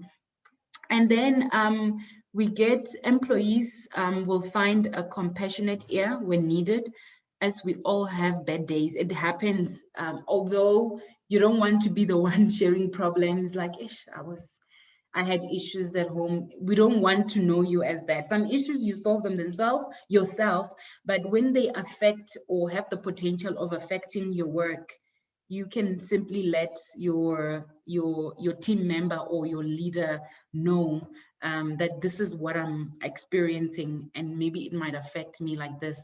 I know that I was once in a situation where one of our team members, she has issues with anxiety, and I didn't ask her or anything. She just opened up. She told me, this is what I experience sometimes, and don't be surprised if I do this, or maybe ask for 30 minutes out for something. Then at least I am fully aware of it, and we are able to manage, and at least if we can assist, we're able to assist. So it's better to be open about a situation that can affect you in the workplace, so that they know how to know how to help you if they need to help you, so that you can also still achieve all your goals at work as well. And yes. And then most change initiatives work. I think there are times where people are just used to doing something the same way over and over again, that when change happens, people can naturally repel against it, and that is not progressive. It's better to repel when you really understand, but I advise that for you to embrace change, you also need to be able to understand, and which is something that I was emphasizing as well earlier on, that if you don't understand something, you need to ask. So change happens in the workplace all the time, and we all have to adjust. And this is how we can also see whether you are emotionally intelligent in other areas, or building blocks of emotional intelligence or not. So you need to also be able to embrace change when it happens. And people that embrace change are the ones that really progress in the organization. They can even be called to leadership roles, because they can embrace change. As a leader, you must be able to embrace change all the time. So we don't become a leader the moment you are appointed as one. You become a leader because of the way that you act, even from an internship role that you have in the workplace. We can easily identify your potential because of that. So really, you need to consider these examples that I'm giving here, and how they can serve you going forward in the workplace. Do I still have time? Unfortunately, you do not. And I know that there's just so much more that you'd like to share with us. And obviously, you did mention before that you would want to share more information. So is there an email address we can find you at? How can the girls get more knowledge about emotional intelligence in the workplace? Because it's absolutely important. My email address is my name. It's SEDZANI@Nzalo, which is NZALO.co.za.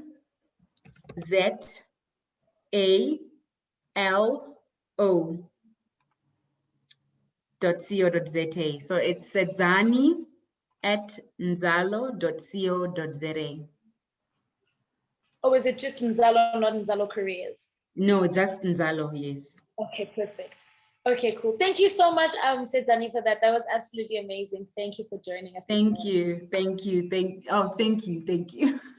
There you go. That's it. Awesome. Thank you. All right. So if you didn't get Sedzani's email address, it is SEDZANI@NZALO.co.za. We have also put it in the message box, so you do have an opportunity to go and pop her an email if you have any more questions. Now we'll be taking a short break now, and we'll be taking a quick coffee break. But just so you guys know, as I mentioned in the beginning, that if you could just post on Twitter and tag @GirlCode_ZA and post your photo of your women's International Women's Day pose like this with #ChooseToChallenge, you can have the opportunity to win a tablet, and we'll be giving out some Udemy vouchers, which I low-key would like a Udemy voucher, but obviously I can't. But you can get one, and I know that there's a lot of incredible courses that are on there. So we'll be taking a short break again now, and we'll see you at about 11:15. We'll see you in a bit.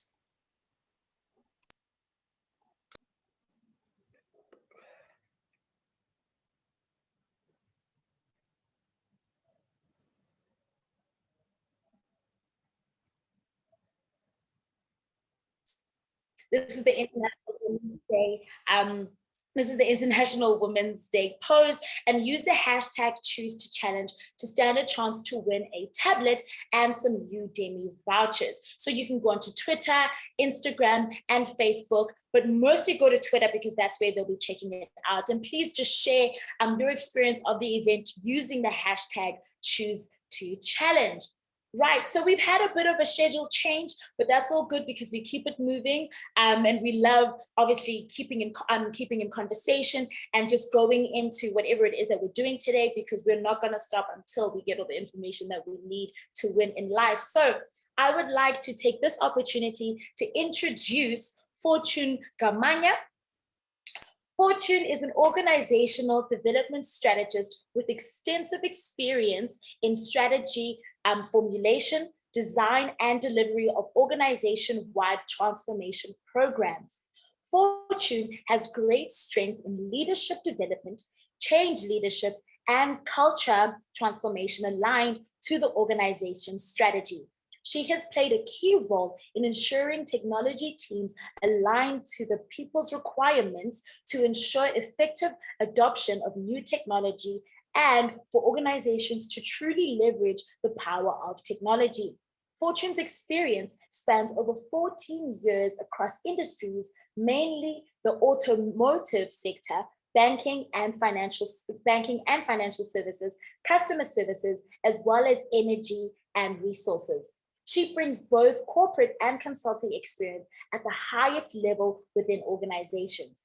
She had the privilege of working with multiple cultures on the ground in Asia, Europe, the Middle East, the sub-Saharan Africa, East, and West Africa. Fortune strongly believes the true measure of success for any technology lays in how it enhances the human experience. Thank you for joining us, Fortune. Wow, what an incredible CV you have there. Hi. Hi, Zina. Thank you so much for that amazing welcome. And whenever I get such introductions, I'm always like, if my sons were in the room, they would be wondering, who are you talking about? So yeah, thank you so much. Really appreciate it. And a very good morning to everyone on the call.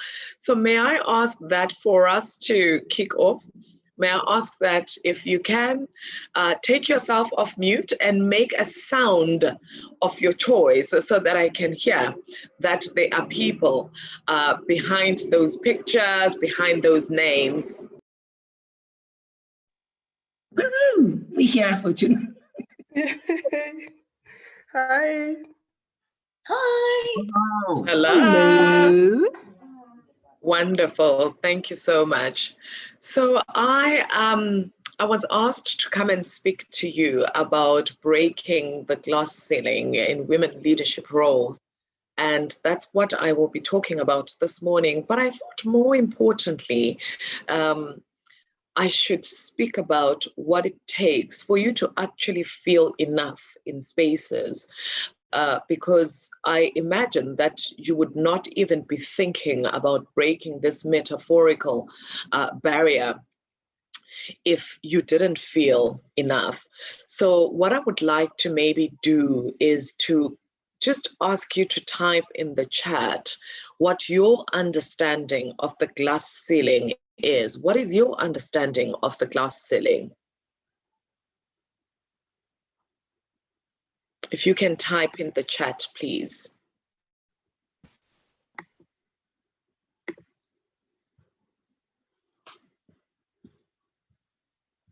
What is your understanding of this glass ceiling that we'll be talking about today?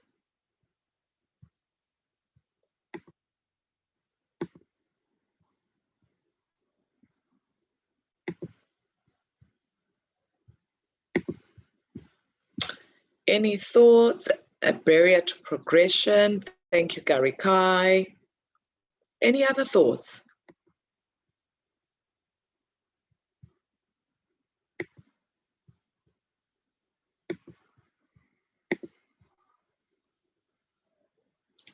I think the glass thing is the point where going forward becomes deeply uncomfortable, like from running on cement to beach sand. Yes, yes. It is the mental barrier that we feel we can't pass through because we feel inadequate. Any barriers women face in the men-dominated industry. Okay, so I think certainly the factors that traditionally prevent or hinder certain groups from progressing beyond certain points in an organization, absolutely spot on. So it's an invisible barrier, absolutely spot on. So what I would like us to talk about today is spend some time. I'm just going to have a few slides on standby so that we can talk about, we can use them as a point of reference.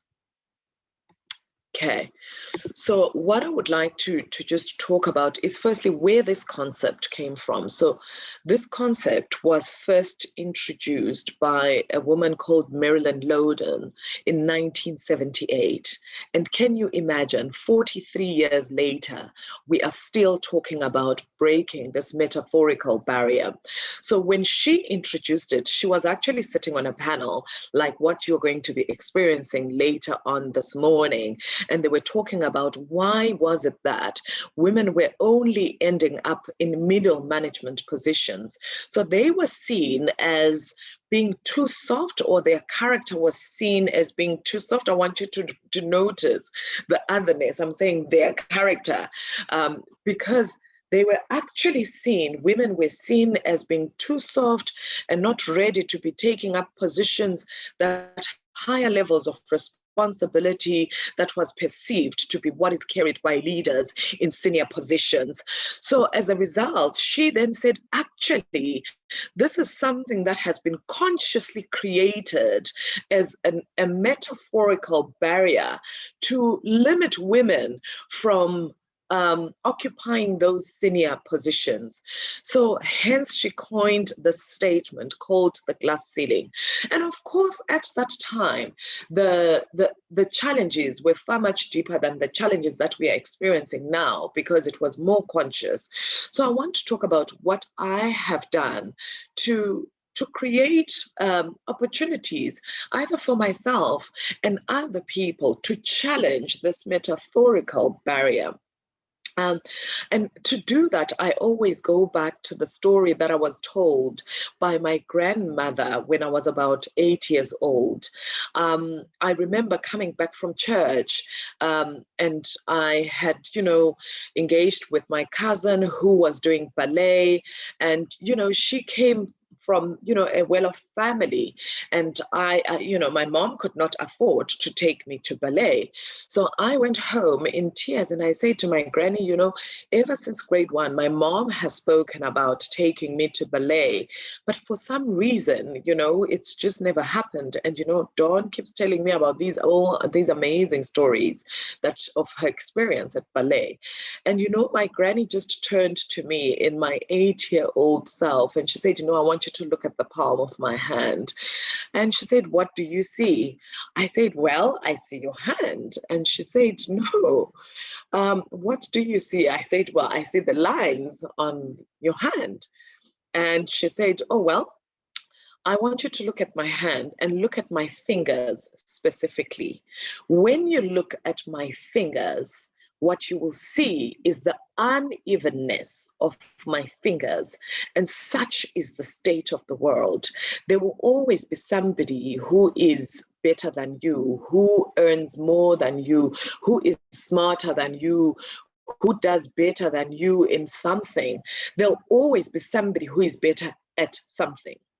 But you will never see the pinky wanting to be the ring finger, or the ring finger wanting to be the forefinger, or the thumb wanting to be the middle finger, whatever it is, because each finger is well positioned for it to feel enough. And so I want you to go out into the world knowing that not going to ballet does not make you any less than any other person. Just because you didn't go to ballet doesn't mean it will diminish the contribution that you will make in the world. So as a result, I've always taken that lesson. And whenever I go into a space, I go with what my granny taught me to be enoughness. So I believe that I have value to contribute in any conversation, in any space. And if it so happens that if I'm in a conversation and I don't have any value to add in that conversation, it's absolutely fine that I can walk out of that conversation not having made a contribution. But guess what? The people in the conversation would have made a contribution to me. So the first is about understanding that I am part of a whole. So actually, for this whole to be complete, I have to contribute fully. So we can start having those conversations around breaking that glass ceiling, because I feel that I actually can break that glass ceiling. So that is point number one. Point number two, I think it's critical to all of us. Part of the work that I do at Deloitte is I head up our diversity and inclusion practice. And one of the things that I always talk about is a quote from a gentleman called Stephen Frost. And he says, unless you consciously include, you're going to unconsciously exclude. So you will know, I heard earlier Zina talking about, the sign that we are using for this year's International Women's Day. And that is, I choose to challenge. And that, for me, really speaks to what is the commitment that I am making to creating opportunities for more people to break that glass ceiling. And so it is about creating those platforms for conscious inclusion. And so how do we, whether you are a prefect at school, you are a monitor, or you are the older person, you're the older girl amongst a group of girls, if you proceed to go to varsity, you become a mentor, or whatever role it is, I want you to know that a load when carried by more people becomes lighter. So in whatever role you are, a role of power, a role of privilege, a role of influence, I want you to know you do have the power to create an opportunity to include one extra girl, one extra person, and create that critical mass that we need for us to continue to push those boundaries, to push and break that glass ceiling. So I hope that you can take away the fact that you are enough. So firstly, understand that a glass barrier, it's a metaphorical representation of the glass ceiling is a metaphorical representation of that barrier.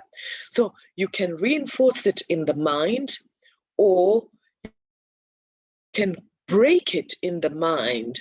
And so when you go out there, you go out with full force, knowing that you can certainly break that ceiling.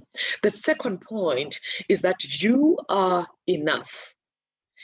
Any value that you bring to a space is enough. I always challenge people to say, remember, all you bring to a space is perspective. So when our perspective or our worldview interacts with other people, the gift that we get is that our worldview gets expanded.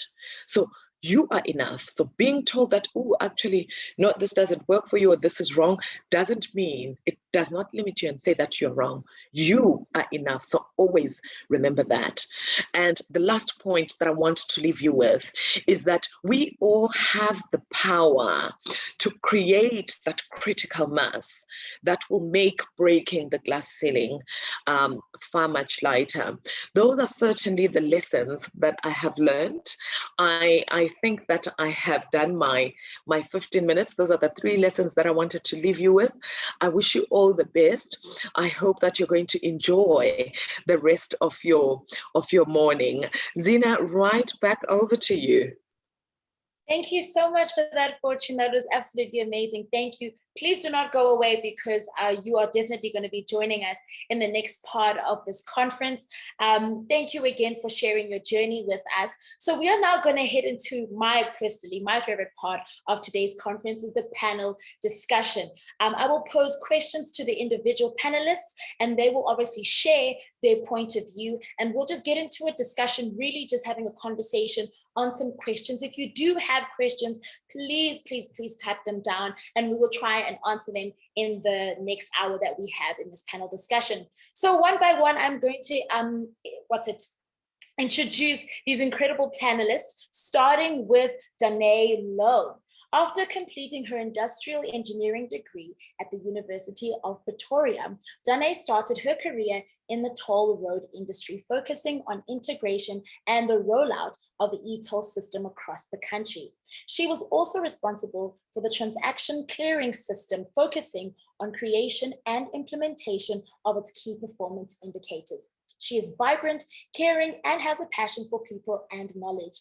Her industrial and systems engineering background makes her perfectly suited to analyze, design, build, and manage systems, thereby enabling her to derive business insights from large data environments and solve complex problems, while her strong and ambitious personality enables her to evaluate and handle any situation with regard to more than just technical aspects. As a manager at Deloitte Analytics, Danae has been involved in multiple projects, including predictive analytics, data lead, and on digitalization project for a well-known logistics company in South Africa. Dane developed a complete recalculation of various large insurance companies' commissioning systems and provided numerous visualization dashboards encompassing different types of tools and techniques. She has participated in panel discussions such as ISACA's Women in Tech, presented at Deloitte's Global Risk Analytics Summit in Paris, and enjoys facilitating internal and external training, technical training. Hello, Dane. Oh my gosh. Cool. Hi, Zina. Hi. Cool. The next person on our panel is GirlCode Mantambo, who is the technology, media, and telecom chief of staff and industry strategist in Deloitte Africa member firm. He has co-authored several thought leadership pieces on financial inclusion in Africa, innovation, and the concept of smart cities in Africa.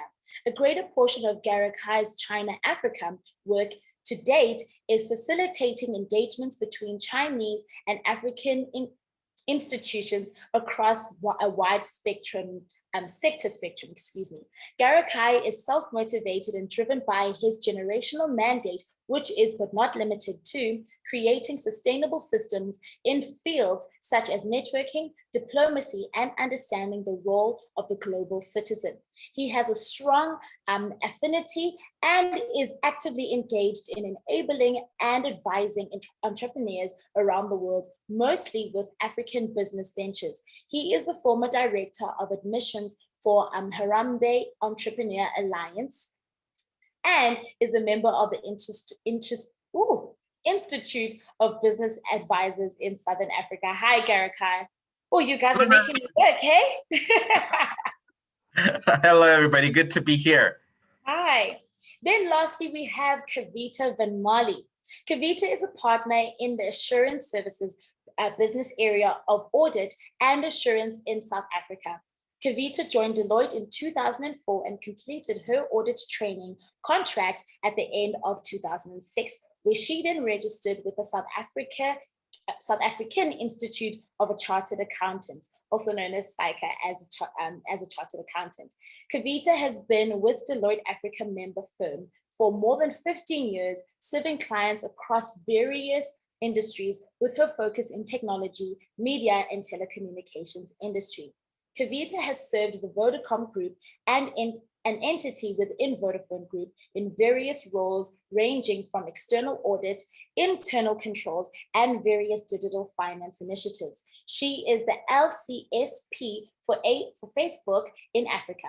Kavita thrives in assisting her clients with challenges faced and enjoys providing her clients with solutions customized for their businesses. Hi, Kavita. Hi, everyone. Hi, Zina. Nice to be here. Hi. And then Fortune, if you could come back for us, please. I am here. Awesome. Sorry, I couldn't see on my screen. All right. So thank you so much for joining us. We're going to have a panel discussion, as I mentioned before. I'm going to pose questions to you individually, but then there's also going to be an opportunity for the girls to be able to ask you questions. So please, when you are answering questions, please just be free. This is really a conversation more than it is an interview. We want to understand your journey and what it is that you've done to get to the place that you are at today. So I would like to pose my first question to GirlCode. Hi. Hello. Yes.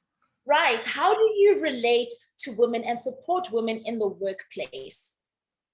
Well, Zina, and thanks everybody for having me on. I'm sure I'm the minority today, and by no means I'm not representing any minutes from the men's conference.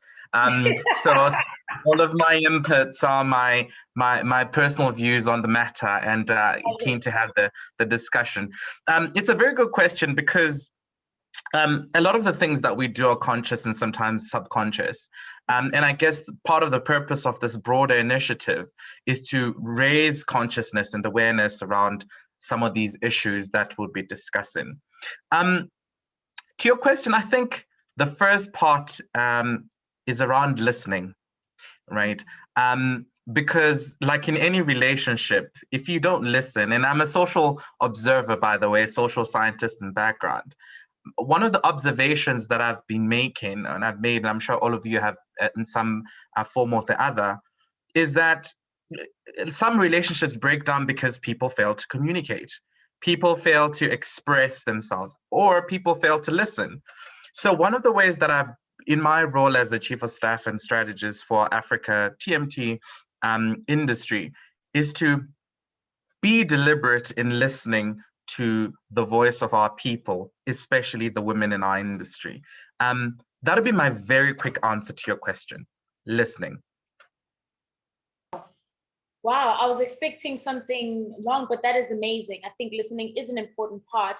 And just a follow-up question, how can other men be a light in corporate?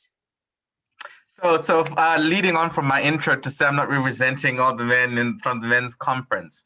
There are a couple of things that other men arguably can. In addition to listening, I think it's more around, so it's listening, being more aware of some of the nuances and differences.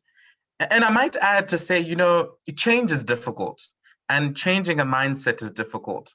And so you'll find that a number of men might not be as open to talk about some of the changes and how it's impacting them. And also because some of the cultural nuances, and people come from different cultural backgrounds, and I see it play out quite a lot across the South Africa landscape, even across the rest of Africa.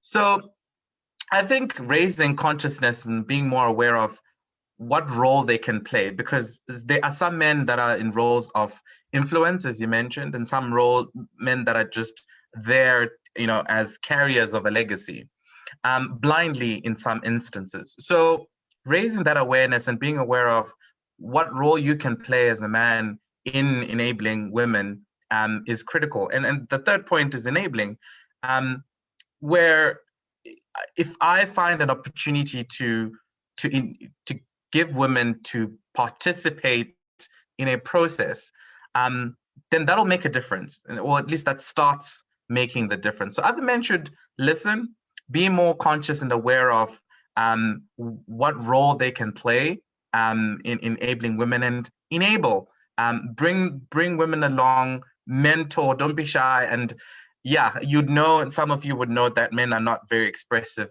or expressive in different terms, but talking more about what it is that they're going through as they try to be more inclusive and enabling. I'm going to pause there. Okay, thank you so much, GirlCode, for that. I want to open that question up to the ladies as well.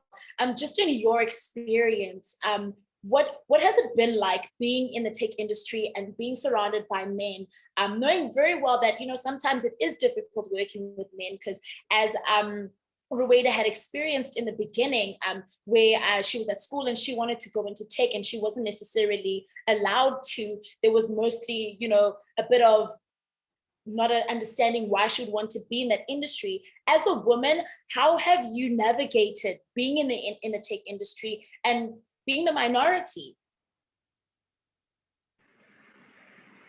Maybe I can go first, I guess. For me, it hasn't been, I can't say it was a conscious decision for me wanting to be a part of the tech industry within Deloitte. But it was a portfolio that I was given through my articles, and I had tech clients that I was auditing. And I think that's where the depth of understanding of the industry came from. And I think I made myself available. So I think it's important for us to understand that, in an industry or in an area where it might be perceived as being male dominated, if we as females that are interested don't tell others or don't tell the leaders that we are working with that we are interested and keen, then they'll just assume that we're not, and they'll give it to a male counterpart that might voice their opinion that it's key. So I think it's important, as much as GirlCode says that men can enable, I think us as females on the other end need to make ourselves available. And as long as we're available and we're keen to learn, we're not going to always know everything in the industry, and we might not be experts, but we can definitely learn and navigate our way to become that specialist in that industry if we're just willing to learn and tell everyone that we can. Sure. Danae, what is your perspective? Yeah, so I fully agree with Kavita in what she said. So my career took a bit of a initial very gender bias exposure in my first experience, where after I moved to Deloitte and was exposed to all these powerful ladies and women in leadership. But my initial entrance from university into the tech industry, which was a very engineering-based environment, was quite daunting. But it shouldn't be also, you shouldn't confuse it with also learning. Once you step out of university, there's a big career path ahead of you, a lot of learning, continuous learning. And I think everyone knows I'm a very big advocate of continuous learning. So what I've realized is, yes, you will be faced with those challenges, but sometimes you need to take a step back and also understand where it's coming from. Sometimes these male role models that you'll actually find within your career has some of the best advice to give because they've been through it, they have the experience. So always to be, take a step back, understand what is the challenge being faced, what you are being faced with. Is it something that's pushing me to drive my career, to make sure that I'm growing myself? How can I learn from it? And then in other instances, it's a matter of standing up for yourself and saying, this is what I want to achieve. Exactly to Kavita's point, make your voice heard. Opportunities come when you want, if you take that chance. It's not just going to fall in your lap. You need to be proactive in that. And that's one of the biggest lessons that I've definitely learned. Lovely, lovely. And Fortune, from you? I think that the first thing is say yes to yourself first. When I finished my O levels, which I think is equivalent to grade 10 here in South Africa, I went to A level and I did 3 subjects, maths, physics, and chemistry. And that combination, I remember in my school, we were 3 girls in that combination. And when I finished my A levels, I went and I did civil engineering. I remember that we were 3 women in that class. And I think it was because we said, those people chose to say yes to themselves. So I choose to say yes to myself first.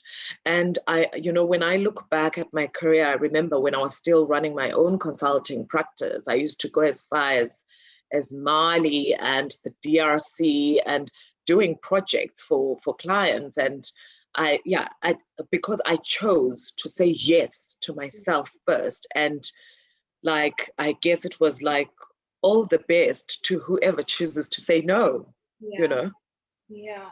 No, I completely understand that.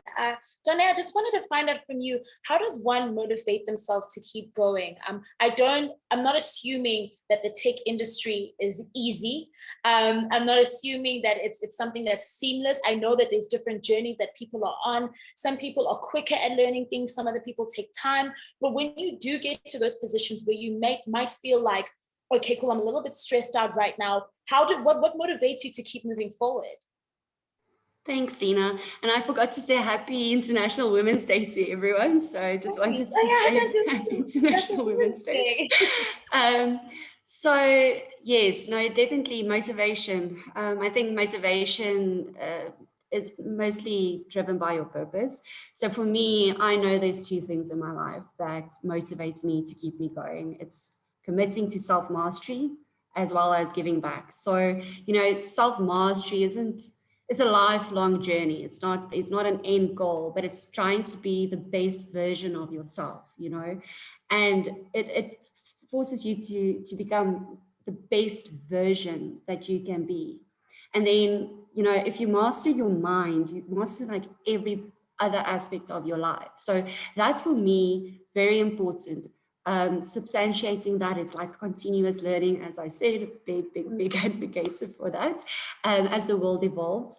And then I think it's aligned to Deloitte's slogan as well. I really personally want to make an impact that matters. I want to make an impact in people's lives. I want to leave a legacy. Now, leaving a legacy doesn't mean you need to have this big impact in thousands of people's lives. For me, if I can make an impact in one person's life and truly walk the journey with that person, I feel self-fulfilled. And there's nothing more rewarding than actually seeing, someone reaching the potential that they can reach. So yeah, I think those are my two main drivers that motivate me. But as I said, each person is different, and you need to find what links to your purpose and what you want to achieve. And that's what you go back to when the days are rough, when you feel you can't anymore and things are a bit too difficult, being faced with a problem, you need that motivation. And I think just another point that I wanted to make on, that self-mastery. It's not a journey that you walk by yourself. You get exposed to so many people during your career. We live in a digital age where there's so many platforms where you can network and meet people online, like LinkedIn. I love chatting to SMEs on LinkedIn, asking them what's their perspective, asking what's the next best thing, what would you do in my situation? It never hurts to ask, and sometimes you actually form great relationships with those individuals. So it comes back again to taking ownership of where you want to be, what you want to do. Sure, I love that. Thank you so much, Danae. Kavita, how can one upskill themselves? I know that generally a person would go to university, would study, but I definitely believe in what Danae was saying in terms of continuous learning. How can one continuously learn outside of university, outside of the lecturing, outside of studying, the bare minimum? What can a person do to continue to upskill themselves?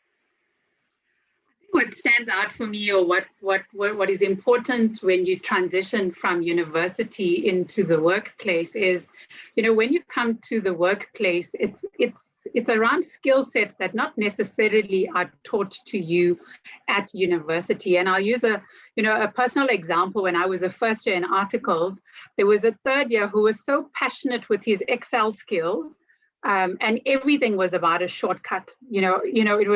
It was the most number of shortcuts you could learn, the better that, and faster and more efficient you would be on an audit. And it was something as simple as just learning every day from him what was the new shortcut of the day that I was going to be able to learn that would just help me, speed up my work papers and speed up the work that I did. And I think what that did for me was really helped me to understand that you've got to push yourself to learn about things that you don't know.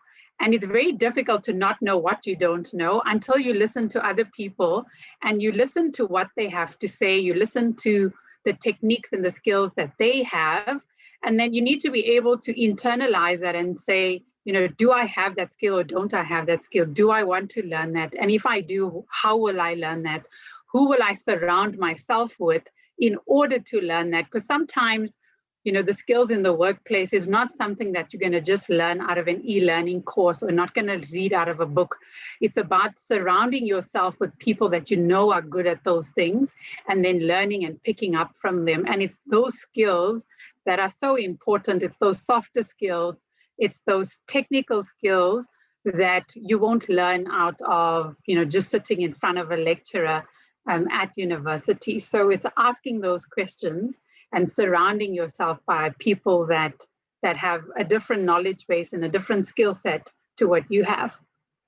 Sure. Thank you so much, Vita. Thank you for that. Fortune, what are some of the hardships one should anticipate when going into a career in tech or any male-dominated career?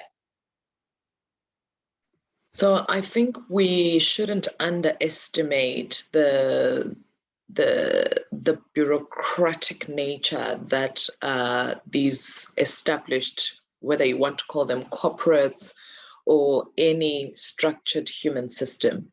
So I always say you need to understand the politics and the power of that system. Not that I'm saying go and do politics, but it would be naive to not be aware of them. Understand where the power sits, because I think that as a woman, you can then be able to navigate the politics, but also create sponsorship for others. So to become deliberate around identifying those people, the further you go on the ladder, to then say, who are those people who I'm going to identify and become a sponsor for, and be active around the sponsorship of those people, so that those people who see you playing the sponsorship role for others, when they are at that level, they can do the same and pay it forward. So I think it's certainly understanding the power and the politics of these establishments, and becoming aware of how you navigate them, because they are there, certainly. Awesome. Thank you so much. Garika, we've got a bit of a question for you. How do young ladies approach that power, also bouncing back when they don't win the first time around? That's a very interesting question, because I've never had the chance to ask a lady who's finally come up to me and ask, so how do we do this? But I'll give it a stab. And I think it's linked to some of the reflections I was going through as Danae, Kavita, and Fortune were speaking around inadequacies. So starting a program, an engineering program, or an actuarial science program can seem very daunting. But a lot of you on the call would have gone through some really difficult and challenging courses, previously predominantly taken by males. And you'd be surprised to see how well other women are doing in those fields. So it's overcoming those inadequacies as an individual. These days I've been following Takis. I don't know if you guys follow Takis on Instagram. She's all about empowering women and making women love their beautiful bodies. It's one of the areas where we feel inadequate, or a lot of people, including males, feel inadequate. Do I have a six-pack, one-pack, etc.? So it's in the same breath where our inadequacies, or individuals' inadequacies, can sometimes inhibit their access to opportunity, i.e. to the question where you feel like you cannot approach another male figure to understand the dynamics of the industry. And that's the biggest tip I can give right now, to say you need to be bold. That was my other reflection. Being bold in terms of your intentions, and linked to being bold in identifying what it is that you want to achieve. Because the third point really is around, and I always like to use relationships these days because it's my current interest, or even in any platform, in this platform, any relationship or platform is as good as you give in, right? And sometimes it's all too easy to expect so much. So to your question, I think, some ladies might think, if I go to this person, they'll know it all, and the industry is open up for me. But in actual fact, you'd be surprised that you go and ask this person, have a discussion, and realize you actually know more. So being bold and ensuring that in the relationships that you try to develop, or the connections that you try to create in the industry, outside, in relationships, you give in, because what given is as good as what you're going to get. And sometimes you realize that because you're coming from a point of inadequacy, you might realize you're actually better. Zina, I probably went round the bush in trying to answer your question, but I hope it sort of ties back to be bold, be deliberate, get over your inadequacies, however difficult, because you'll be surprised the extent to which you actually know more than the person you thought was a guru in the industry. No, fully. I think you definitely answer the question, excuse me, in a sense that I think a lot of the time what happens is that we kind of get a bit afraid within ourselves, and we think that we're not adequate enough to do certain things. But it's the whole thing of saying yes to yourself and being like, I'm here, I came to do this. So yes, I'm going to go and ask Garika some questions and figure out how to navigate this. So thank you so much for that. We do have a question from some students. One is from Refilwe, and she says, how do I continuously upskill myself as an unemployed graduate outside of varsity, realistically speaking? Wow. So any of you who'd like to answer that, please come through. So I'd like to give a quick 5 cents. So obviously there's a lot of platforms available of online learning, but also looking for internships, shadowing, reaching out to people in the industry. You know, you need to take that chance. I understand we are sitting in a situation where, you know, with the markets and everything, that jobs aren't around everywhere, but it's literally that person that you need to become to say, okay, let's reach out to this person. Let's see what opportunities are available. So that's from a learning from a person perspective. Reach out to your community and your network, such as a platform like LinkedIn, to find out, okay, it depends on what you want to do. I want to go into this industry. This is the studies that I can do, keep myself busy with in the interim. I obviously came from engineering and then went into coding and analytics, and I believe any person in any industry will have to have some analytics. Might be a bit biased in that sense, but some analytics background. So, and there is a lot of online material. I mean, just thinking of Code Academy, Shaw Academy, Coursera, Udemy, those courses are all free. You can literally keep yourself busy and upskill yourself in what you need to do. I saw a very nice page as well of this one lady, and I'll also maybe just place it in the chat. Just a quick, if you don't know, you don't even know anything about coding, just go and see, and you can get exposed to it, and you can actually find if you want to do it. But I mean, every industry, every career is different. But as I said, there are practical steps that you can put in place, and it's all about networking. And also a firm believer of networking. So that's my 5-10 cents. Awesome, thank you, Danae. Kavita or Fortune, do you have anything you'd like to add? So I think maybe a reframing contribution that, you know, if you were to not call it unemployed and call it something else and call it, you know, time that you have available, what would you do with that time? And I want to just share a story of a very close friend of mine. She was a CFO of a JSE listed company. She now is a CFO of another JSE listed company. But she had an 8-month break between 2 roles. And what she did is she looked at it differently as, what is this? What could I do with this time that I have been afforded? And in that time, she was able to do a podcast of, you know, women who were battling with fertility issues, something that, you know, she would never have thought of doing. But, you know, it was amazing how it unearthed a lot of interest. She was able to do a program in international politics and business, and all because she reframed it from unemployed to something else. So I would like to ask you, because I know we then call it unemployed because I don't have an income that is coming in. So I am unemployed. So I want you to think, if the word unemployed was not used and we thought of it differently and we thought we've got this time that we have been afforded, what would you do with that time? So that's what I would like to offer. Wow, thank you so much, Fortune. Unompumelelo wants to find out, Fortune, do you have a social media account or LinkedIn? I think you've got a fan.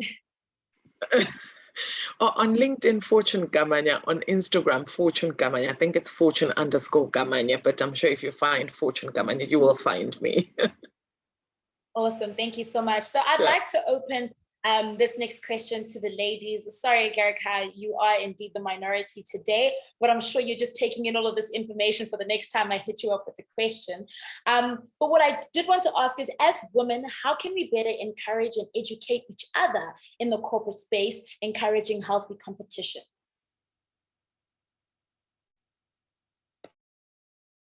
I can give it a go first. So I think it's important for us to always, you know, it's as easy as saying, if you see a fellow female or someone in your team has done something great or has done something different or has been able to add to your project, how do you, as a leader, and that's what I try to do, how do I as a leader try and make sure that I give that individual or that manager or that consultant the platform in order to share what she has done? Because sometimes we feel like we've created something or we've done something and it's so simple on a project, but you don't realize the benefit that others could have out of that innovation or that different way of thinking that could enhance. And it gives a podium, or it gives the stage to that individual, that manager, to share with others around what they have done.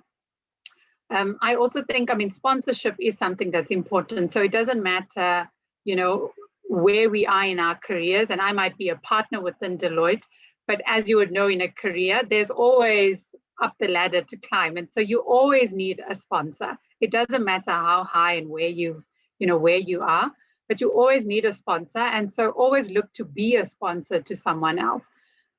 Make sure you share, if it's within an industry, if it's within giving opportunities to a fellow female, if it's looking at a succession plan, is there a female that can fill a certain role?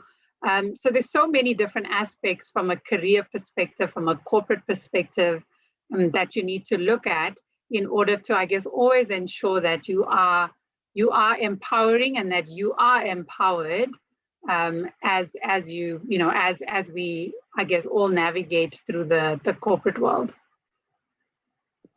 Thank you so much, Kavita. Danae, do you have anything you'd like to add?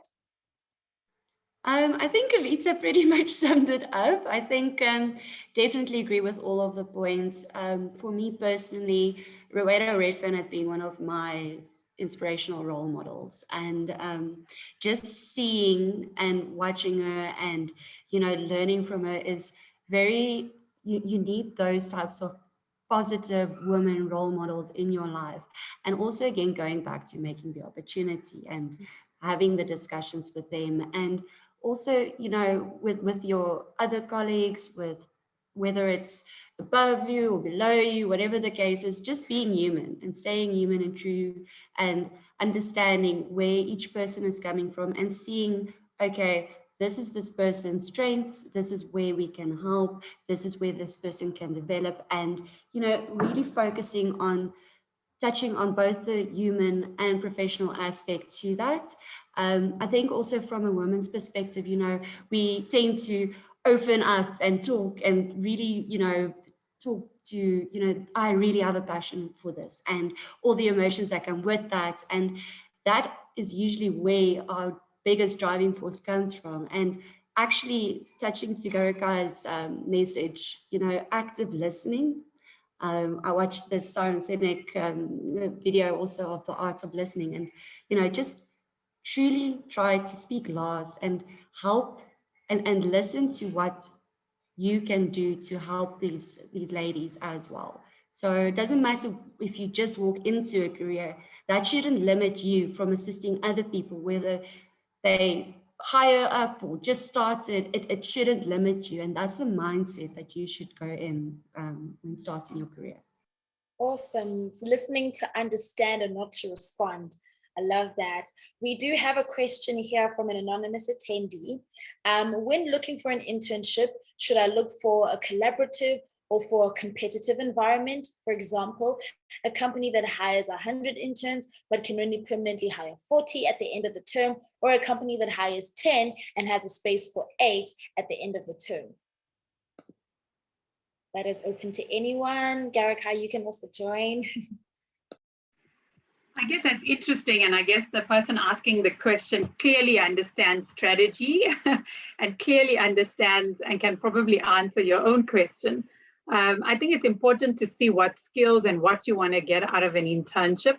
But at the end of the day, whether you're learning out of a smaller environment or whether you're learning in a big corporate where there could be 100 applications and then it's going to come down to a few that they select from, it's those opportunities that you will learn from. So if you are able to get yourself an internship and apply at a smaller company where there are fewer people and less people that might be applying, you stand a better chance of actually getting that internship. And any opportunity you get to learn and get that internship is what you are aiming for. So it's important for you to, as you've just done, is understand the competitive landscape, understand where you're going to be successful, apply in more than one place. So if you've got 100 applications out, apply in 100 different places, and something will come through, and it will still benefit you regardless of, where you are successful. Fortune, I saw that you were also keen to jump in on that question. No, so it wasn't. I just wanted to add on what Danae said earlier around supporting each other as women in the workplace, and I think Kavita's addressed the one around applications sufficiently. So yeah, I wanted to talk about the moments that matter, because I think when we work together as a collective, there are moments that matter, and for women particularly, I've found that it's when they do well, when they don't do well, or as a leader, when they let you down, at their strongest and at their weakest, and when you learn from them. And so at their best, or when they're doing well, to always acknowledge and appreciate, so that people know that, I'm waking up at 3, or I'm working extra hard, and I am seen, I am noticed, I am acknowledged. When they don't do well, I always say that's a critical moment that matters, because they will know if you are truly supportive of their actions and of their existence in the system. So when they don't do well, how do you respond? How do you react? How do you support them? When they're at their best, to say, I see you, so that if they're meditating, they're running, they're jogging, they know the thing is working. And at their weakest, to say, what is it that is not working currently? Because I am seeing that what I was seeing earlier is not there. The last is when you learn from them. I always work with different teams, and when I learn from my colleagues, I will send them a note to say, this thing that I learned from you when you spoke about this in the meeting, I actually took it up, and this is the result. So I think those are critical moments that matter, that say to people, I am seen and I am appreciated. Thank you so much for that, Fortune. There's a question here from Jabulile. He says, I don't know if this is relevant, but I would like to know what the future of the corporate world is as civilization progresses, particularly in your industry. Should this question be too broad? Well, I can give it a go and sort of try and just add voice to the many interesting things that I've been hearing. And now, before I get to the question around future thinking on the industry, I want to just piggyback off Fortune's last statement. I don't know where this recording is going, Zina, and to what extent I've got creative freedom. But one of the things an observation that I make is, and this is no attack on any person, but women are generally seen to be gossipy or cliquey, or, in moments where someone is successful, you'll always hear, they did something to get there. Now, what happens is that other people see this, male or female, and use this point of weakness to continue perpetuating an agenda. I think you get my point there around really be deliberate in being together, being collaborative, because in your points of weakness, someone will take advantage and continue to build this. It'll continue being a bubble, and you won't be able to penetrate because, for example, no, we can't have a female leader there because, hey, look at what she did, or look at what happened before. So that just something to think about as we continue this discussion. I also want to piggyback to say, in the time, and thanks for reframing that observation of the unemployed. In the time that you have, just start. All right, start a business, start doing more of the coding initiatives that Danae mentioned. Start talking more. Maybe I shouldn't say this out loud, but I'll tell you this. The 2 jobs that I've landed actually started in high school. I went for 2 interviews, passed both, and I chose one. In my professional career, I came back from China. I had 2 offers, and those 2 offers came from conversations. And in my role as chief of staff, one of the things that I'd advise, I'm not saying that's what we do at Deloitte, but conversations would unlock a lot of things. Don't go out looking for a job, because, and that's what they say. Go and share your passions. This is what I'm passionate about. This is what I'd like to explore. You never know who's listening and who you're talking to. So just start. Perfect balance is an illusion. I think I was, I don't know what note I was making around that. But I think a lot of the times we're striving for perfectionism or that perfect balance in who we see.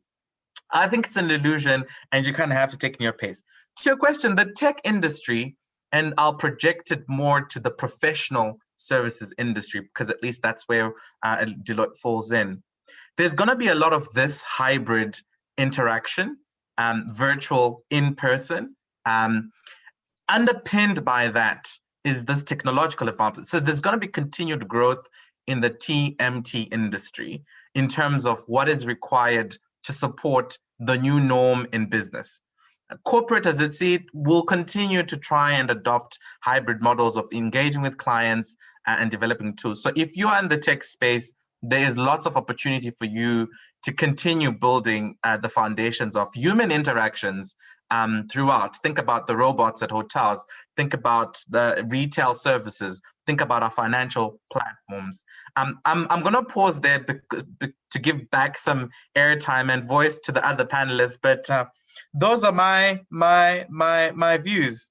I love that. Thank you so much, Garika. I actually want to broaden or piggyback from you what you've mentioned, just in a sense of that, I guess the culture that society is used to from women, whether it's still happening, if it was in the past.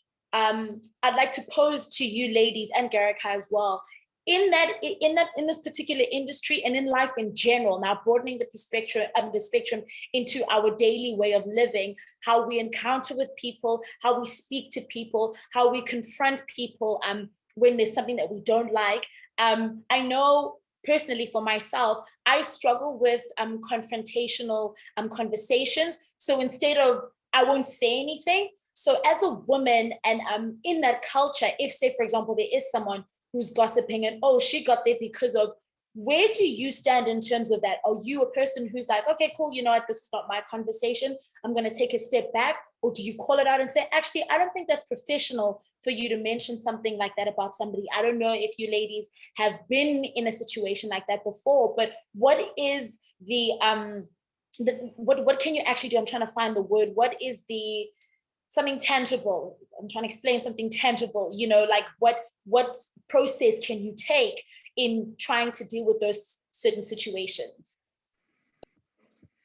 Calling it out when it happens is important. I think you know who you are and the gut of, you know, who you know, the way you react to something. If you listen to something and it already doesn't feel right to you, like they shouldn't be saying that, like you said, I think you need to go with your gut and you need to call it out, because I think the more we sit and think about it, ponder about it, ask around, you know, it ends up becoming bigger than it should be. And I think you need to be comfortable in your own space, that if you see something and you notice something and you don't think it's appropriate that someone said something, or you have a different view, then voice it immediately and do it in a professional way. Don't try and do it in a way that you're going to offend or hurt the other individual. But sometimes it's good for us to be able to bring that awareness to each other, because you never know. You know, we talk about unconscious bias, and it's really things that sometimes you don't even realize you are saying or you're doing, but you do it. And if we all help each other out and we just call it out, deal with it and move on, it's a practical way of doing that. And sometimes matters are not as easy. And sometimes you do need to consult, and sometimes you do need to get guidance, you know, before you proceed. And that's also fine. but it's knowing that you need to just be comfortable in your own space and being able to just speak up and be supportive of someone else if it's inappropriate or an inappropriate comment that someone is making. Yeah, most definitely. I think it goes back to what GirlCode was saying about you being aware of yourself and knowing who you are and what your goals are and where you're going. Because I think sometimes as normal human beings, because we do fall short sometimes in areas, and that's why, like Danae said, we continuously learn and try to understand how can we be better. There's another question that someone has asked and said maybe it's a bit of topic, but when it comes to negotiating your salary, what should we prioritize?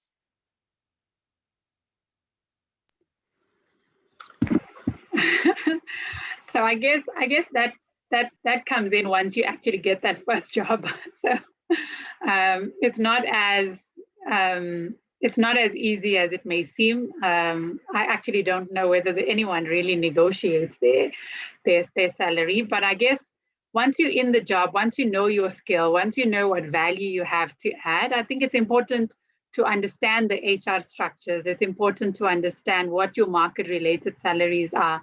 I think it's important to ensure that you are being remunerated fairly from a market perspective for the skill that you have. And it takes a while, it takes a lot of sharing. I mean, I know within Deloitte and the different levels, the managers will discuss their salaries and they want to know what you are earning versus what I am earning. And they will openly know what each other are learning and they're comfortable with that. It's not secretive. And I think I might come out of a generation where talking about your salary is a whole secret and you don't share that with anybody. But it's not like that anymore. But I think it's about understanding and knowing the skills that you have. And remember, remuneration is not always about just that paycheck at the end of the day. It's about knowing how have you been given opportunities. Like for me within Deloitte, even if it wasn't about the salary, it's about what opportunities have I been given? How have I been able to use the skills that I have to progress within, whether it's industry forums, whether it's in proposals that I wanted to be involved in, whether it's getting a portfolio of clients so that I can learn. What are those other things that are not as simple as just getting at the, in a blank, in a check at the end of the month, that you can still add to your value, that you can say, I'm gaining and I'm getting something more out of this rather than it being, focused around the salary. Cool. Fortune, I know you also wanted to jump in there. Yeah, so I wanted to talk about this concept that, I call a career versus a money move. And this comes from a quote by, I can't remember the surname, but his name is Herbert. But he says, we are conscious when we are led by what it is that we want to achieve. And so if you are clear on, when you start your career, you've got an end in mind. So how then do you determine if you partner with an organization or not? So if you're going to say, for the first 10 years of my career, all I want to do is to make more money, more money, more money. Certainly you can do that and job hop, right? Because that is what the end that you have in mind. Another option is to say, I want to be able to build a brand that says, this is what I stand for, or this is what you call on me for. Then what that means is sometimes the money conversation is not going to matter, because what is leading you is building a brand that will speak for you. Because I always say, the higher you go in your career, the more your brand will do the speaking on your behalf, even in rooms that you are not in. So you then have to be clear, am I going to be making career moves or am I going to be making money moves? Because once you're clear there, then you can change jobs every 6 months. I don't know how desirable you will be after 6 years. But I think it's always important to be clear on where you want to take your brand and your work. And your own personal goals. And so then that will then guide you even in that negotiation. Yeah, that's amazing. Thank you so much, Fortune. And I just want to speak to that. I'm going to assume, and I'm going to agree with my assumption, that you all individually love what you do. And at the end of the day, you wouldn't be doing what you didn't do if it wasn't something that you've dreamt of doing or something that you're passionate about. And just from a personal perspective, my father's always said it's not about the money. At the end of the day, if you're doing something that you love and brings you joy, at the end of the day, you will get to a place where, as Fortune said, your brand will speak for you. But the most important thing is creating that foundation for your brand to be able to speak for you. So thank you so much for that. Danae, I'd just like to ask you a question, and then lastly, I'd like you all to maybe just share maybe a word of advice that you might have for the girls listening. So think about that while I just have a quick chat with Danae. What is the most important thing when transitioning from being a student to an employee? So you need to know and be prepared that you're not going to know everything. You're going to think that you do. You're going to think you studied really hard, you worked very late nights, and I'm supposed to know everything. Reality versus theory, it's two different things, I can tell you out of experience. But there, I would definitely say, be prepared to learn. Do not think that you're the smartest person in the room. Listen to what people say, observe people. You learn a lot. And really make the time with those people that you can see where you are lacking to say, okay, great, how did you get to where you got? Having those conversations helped me immensely decide where I wanted to be in my career. And it's really, you really need to be ready to be thrown in the deep end and rise to the occasion. You need to understand to be agile. Things are not going to go like you think it's going to go.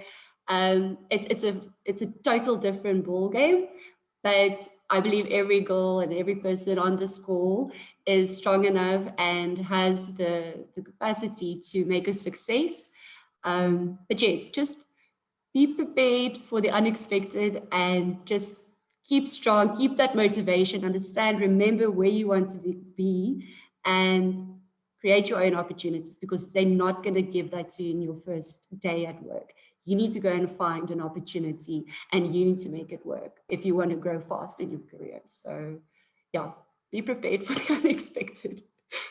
Yeah, I absolutely have enjoyed this conversation so much, because I think majority of the time we try and find the solution to things in terms of what it could be like logistically, but it really is down to what it is that you want for yourself as an individual. So I personally, for me, this has been so amazing to have a conversation with you all and just see where your journey has led you to be able to speak to these young women that are here today. So just finally, if each of you could just give a word of advice on the journey moving forward, any tips that the ladies could use, just from a personal perspective, emotional intelligence, anything of that nature, please just share whatever it is that you'd like to share one by one. Thank you. Happy to go first so that, I can save words for the other people. I've got a couple of words and reflections as we're having this discussion. We should continue, right? The first is around the position from which you approach instances. Do not approach this whole discussion or instances or the workplace or whatever it is that you want to pursue from a point of dependency. You are sufficient, you are capable, and you are able to. So also create opportunities, because I think it's easy for us to be expectant that someone else, to Danae's point, will create those opportunities, create the jobs. You're able to. Be deliberate, communicate, and be bold in your ambitions. I think that's one of the things that, I interact with a lot of candidates. There's no aspiration or ambition, or if there's no hint of boldness. And people can read through that in the conversation. So be bold in your ambitions. Do your research. So that's Hillary's question. Do your research. Have conversations and do your research. And one of the other elements I forgot to mention was around perception versus reality. Are we discussing or approaching an industry or a conversation or a relationship based on a perception or on the real facts on the ground? So you actually almost need to have that awareness to say, am I going in with that unconscious bias? perception versus reality being very important. And lastly, there was a question on transition that was you guys were talking about with Danae. Stick to your student budget. As you rise up in the ranks, as you make more money, stick to your budgets, student budget people. I know there are different cultures in how we have financial discussions in education. My word from my people, stick to your student budgets. Cool. Fortune, just before you have to go, can you take us through what you'd like to say?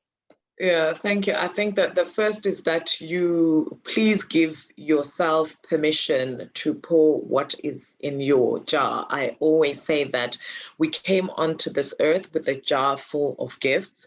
And if we exit this earth with our jars still full of our gifts, we would not have done the life that we were given the opportunity to live justice. So say yes to yourself and give yourself permission to empty that jar. And on that note, Zina, thank you so much. Thank you so much to my fellow panelists. I am going to leave. Thank you. Cool. Kavita.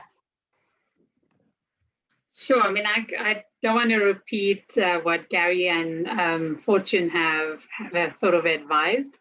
I guess the one big shock, and this is just a practical one, and on a lighter note, what was very difficult for me was that there were no more afternoon naps, and you take it for granted that you are able to work an 8-to-5 day after varsity. Trust me, nothing can prepare you for actually working 8-to-5, and it's early mornings and it's traveling to clients if you're in professional services, or like we are in Gauteng, traveling from Pretoria to clients in Joburg, sitting in traffic. All of that is underestimated, and so enjoy the time that you do have, because you're not going to have that once your career takes flight. And then I guess on a more serious note is just understand, what it is, understand the landscape that you're working in. None of us go on a holiday or on a trip without really knowing the destination or knowing what the, sort of points are where you would stop and take a break. So just understand and look at your career from a long-term journey perspective. Understand how you're going to get there. Let people within the environment that you're working in your first job explain to you, ask questions, understand how you're going to get to a manager level. What are the requirements to get there? Because if you don't know what you need to do in order to work towards, working towards the different levels, you're going to just continue doing what you are doing with no final destination, not knowing how you're going to get there. So ask questions and just know what your environment is like so that you can work towards that. Thank you, Zina. Thank you so much, Kavita. Danae. Very funny, Kavita. My first point is actually also ask questions. But I think mine comes more from a perspective in the sense of you shouldn't be afraid to ask a question if you don't understand something. The worst thing that you can do is to act as if you understand what someone is saying or understand what you're supposed to be doing, and then trying to figure it out and then realizing, oh, I need to go back to that person. A person will spend a lot of time with you if you're open and honest and will take you through the journey. You will not know everything, so do not be scared to ask questions. That is one of the lessons that I learned very, very, very quickly. Again, to my point, speak last. So that means that you listen and take in what everyone is saying and understanding. Then this is from a personal perspective, as you grow your career, it's going to be a tough environment from all aspects, whether it's late nights, whether it's you being in difficult situations. Make sure to make time for yourself from a mental and physical perspective as well. It's so important that you have your me time, that thing that you're passionate about, that you make time for. And then the last thing is believe in yourself. You're your biggest advocate. And yeah, I think, as Winston Churchill said, this is what I'm going to leave you with.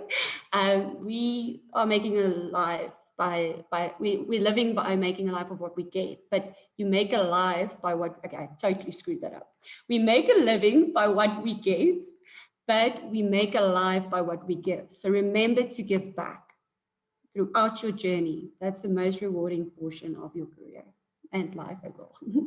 Awesome. Oh my word. That was so incredible. Thank you so much for taking the time out of your busy Monday just to have a conversation and really just share some light and some love to these ladies who are going to be entering into this career. I know for me personally, this was really, really exciting and an incredible way to learn and just understand what it is that we need to build our brand. So thank you so much for joining us this morning. Thank you.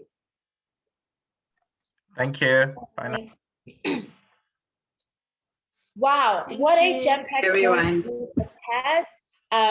We've been busy having discussions, listening to presentations, and honestly, it's been really, really fulfilling to hear from these different panelists and different speakers on their journeys. And I'm sure from your side as well, you still have so many more questions to ask and things that you'd like to find out. So please, if you do have more questions, just put it in the box.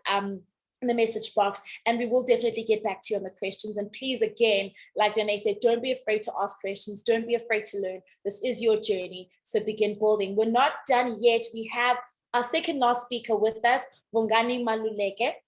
Vungani is a senior AI consultant at Deloitte with a I think this is a degree. It's a B Business Science. So I think it's a Bachelor's of Business Science in Analytics and an MSc in Advanced Analytics from UCT. She has a strong interest in computer vision, statistical machine learning, privacy, and recently took up an interest in robotics. She's passionate about using AI for social good and has presented her aerial poverty estimation research at a local and international conference. Hi, Vungani, how are you? I'm good, thanks, and you? Good, thank you. Thank you so much for joining us. We're looking forward to hearing from you. Thank you. Thank you. Thank you so much for having me. It's really incredible hearing all the speakers talk about their journeys and also giving all the awesome advice. It's a really interesting day for me. Should I start? Yes, please. We can't seem to find your video. There you go. That's it. There's the face. Thank you so much. Hi. Okay, I'm trying to share my screen.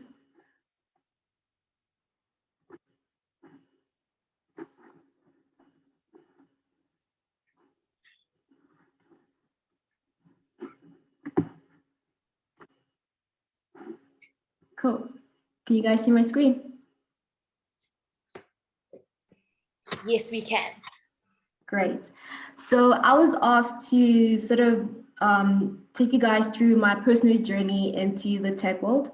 So my name is Vungani Maluleke, and I was born in Nelspruit, raised in a small town in Limpopo called Giani.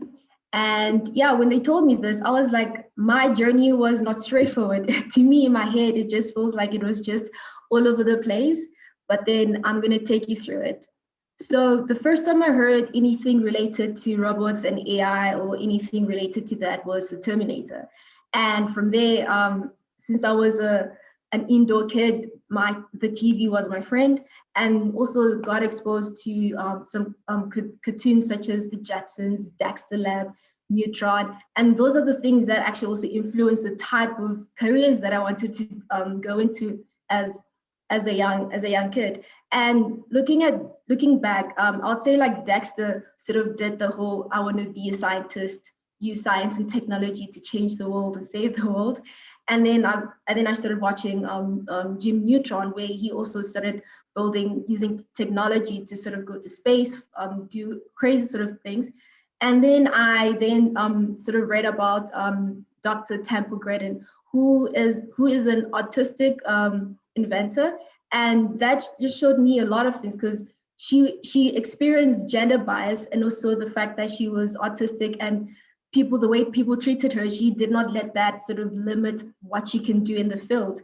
And she invented some of the most amazing work, and also has published so much, more than some of her male counterparts. And then I needed to be more realistic with life.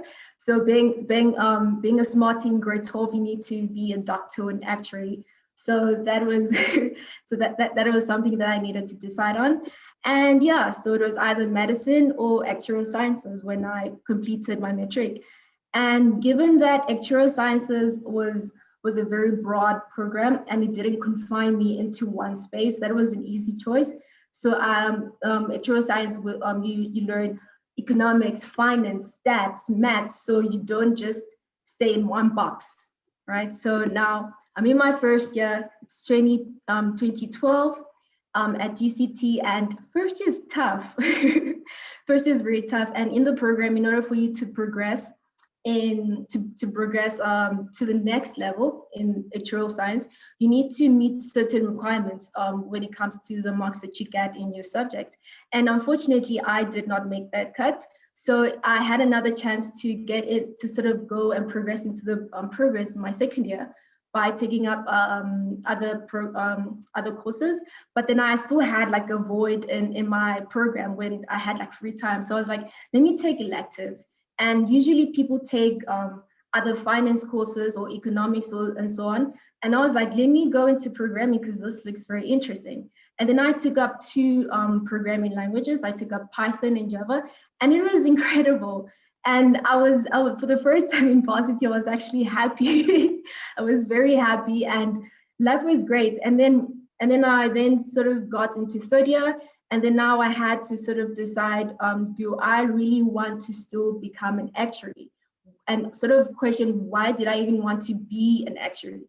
And yeah, so I applied for internships. And one of the internships that I applied for was the CSR design program, where I was a data science intern. And all the other internships that I applied for, as a third year, you might know that it's very hard to get an internship. So those ones are rejected. So I joined this program where we're given a real client problem to solve by coming up with a data science solution and then presenting it to them at the end. And that whole experience was so amazing. I was like, what have I been doing with my 3 years of life in varsity? This is what I really want to do. And I went back to varsity, went to get some career guidance from the career service to tell them this is what I'm conflicted with. I like doing the stats life and also programming, but then I don't think I want to be an actuary. That's not what I want, because that does not burn or ignite any flame inside of me. And then I changed degrees in third year, right before I was about to graduate. And yeah, and it's been the best decision I've ever made. Graduated, happy. And now, like with every time you move up, you always need to make a decision, right? So now I had to decide, do I do my master's or work? So I already had, while I was doing my honors, I had 2 job offers, one from a top insurance company and another from a top investment company. And also I got an opportunity to pursue my master's, which was going to be fully funded. So now the problem was, what do I do, right? And it was sort of an easy choice because going and working was not going to be doing what I have recently discovered, like the whole working with a client problem and then creating a solution for them, right? So I went with my master's.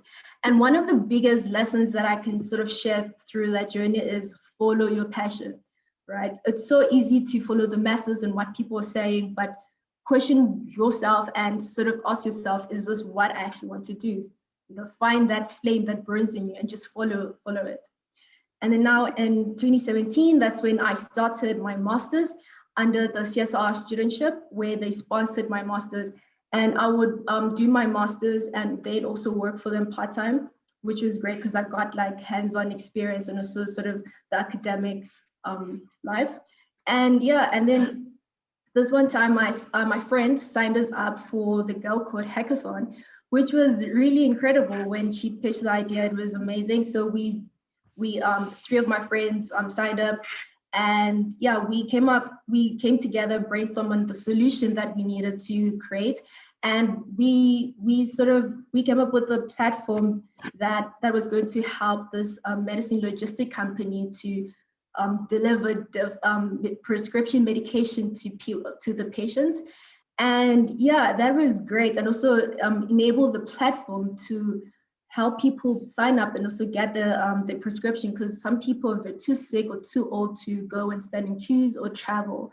So that was the whole idea. So we did not win, but I still felt like a winner because I've learned a lot from that whole experience, because what you do is you start from like coming up with a solution and then building it and then presenting it. And the beauty of it is someone actually using it, but then they didn't use it, but still, it still felt great.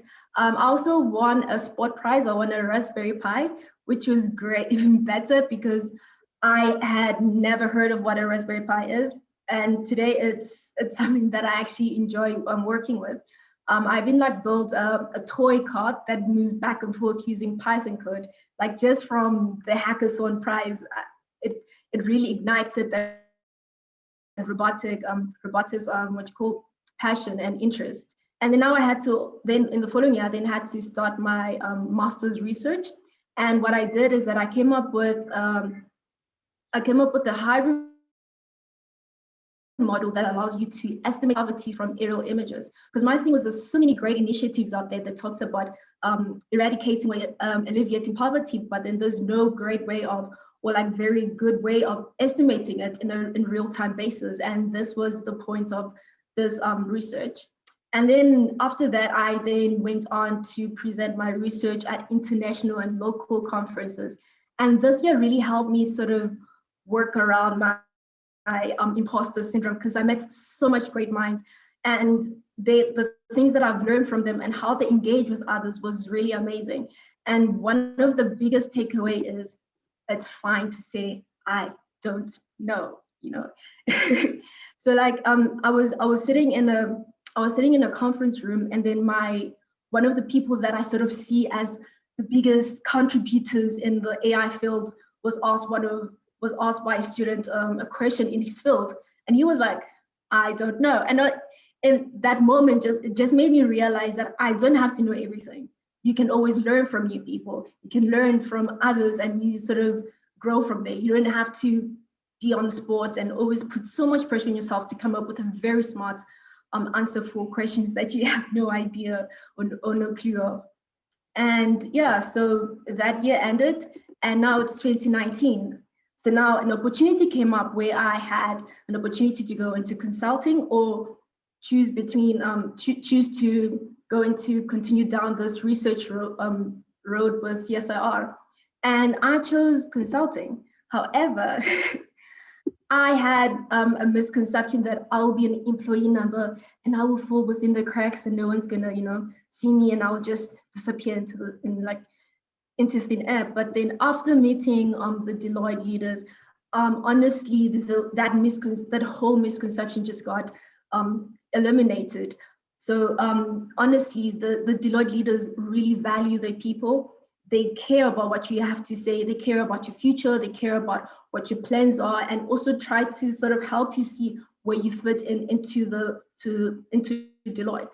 And also the Deloitte's culture and team dynamic. It's so great. Like the moment you walk in, already like you have someone helping you out. You're assigned a coach, and you're also given a chance to sort of see who else you can work with better.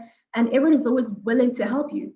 And one of the biggest things was that your career is your responsibility. In some companies, you need to, in order for you to move up, someone needs to also move up or leave the company. At Deloitte, it is your career is your responsibility. You can move up as fast as you want based on your dedication and determination to work through everything. Yeah, and then now starting at Deloitte, so my life at Deloitte. So now I started out as a consultant, and since I sort of voiced out what I want to do and my ambitions in research, and the fact that I want to still be an active member of the research community, I was still offered the opportunity to also go to other conferences and present my research. And it's been great also now coming back as someone who initially was a student and presenting research, and then now coming back as an employee, a Deloitte employee, going and presenting research, because now it feels like I have sort of improved in that. And then I was still working on my master's, so I submitted my master's while I was still working on my master's while I was working at Deloitte. So they also worked around that. And throughout from 2019 to 2021, I got so much exposure to so many different industries. I worked in mining, on a mining project. I worked on a consumer services project, telecommunication, logistics, multimedia, supply chain, and even banking. And that was great because it gave me a different, every time I moved from one project to the next, I just felt refreshed and I was like, okay, this is a new project, this is new to me. And that was amazing just working around that. And one of the biggest takeaway from my 2 years of being at Deloitte is instant gratification distracts you from your long-term goal. Was so keen on trying to want to get that instant gratification. Like, you know, you want to sort of get your bonus now, you want to do things now, you want to get that high paying job now, but then those things really distracts you from what you actually initially wanted to do with your life and where you want to be. And then in 2021, when 21 started, I got promoted to senior consultant. And honestly, I'm looking forward to what this year holds. It's going to be an amazing year in this new position with new responsibilities. And yeah, it's gonna be a great year. That's all I can say. And thank you. And these are my contact details. If you want to reach out to me, just feel free to send me an email and I'll get back to you. Cool. Any questions? Yay.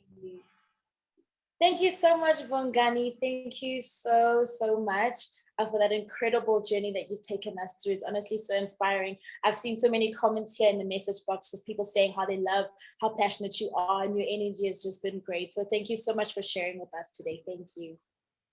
No, it's a pleasure. Awesome. All right, so we are just 10 minutes away from ending this incredible conference today. Thank you so much for joining us, ladies. It's been absolutely amazing just speaking and just being here and listening and taking it all in. I hope you guys have taken notes. I hope you guys have written down the email addresses of these incredible people, because I honestly really do feel like their impact in today's conference will help you in the future in being able to navigate the tech industry. I just wanted to announce the winner of the tablet.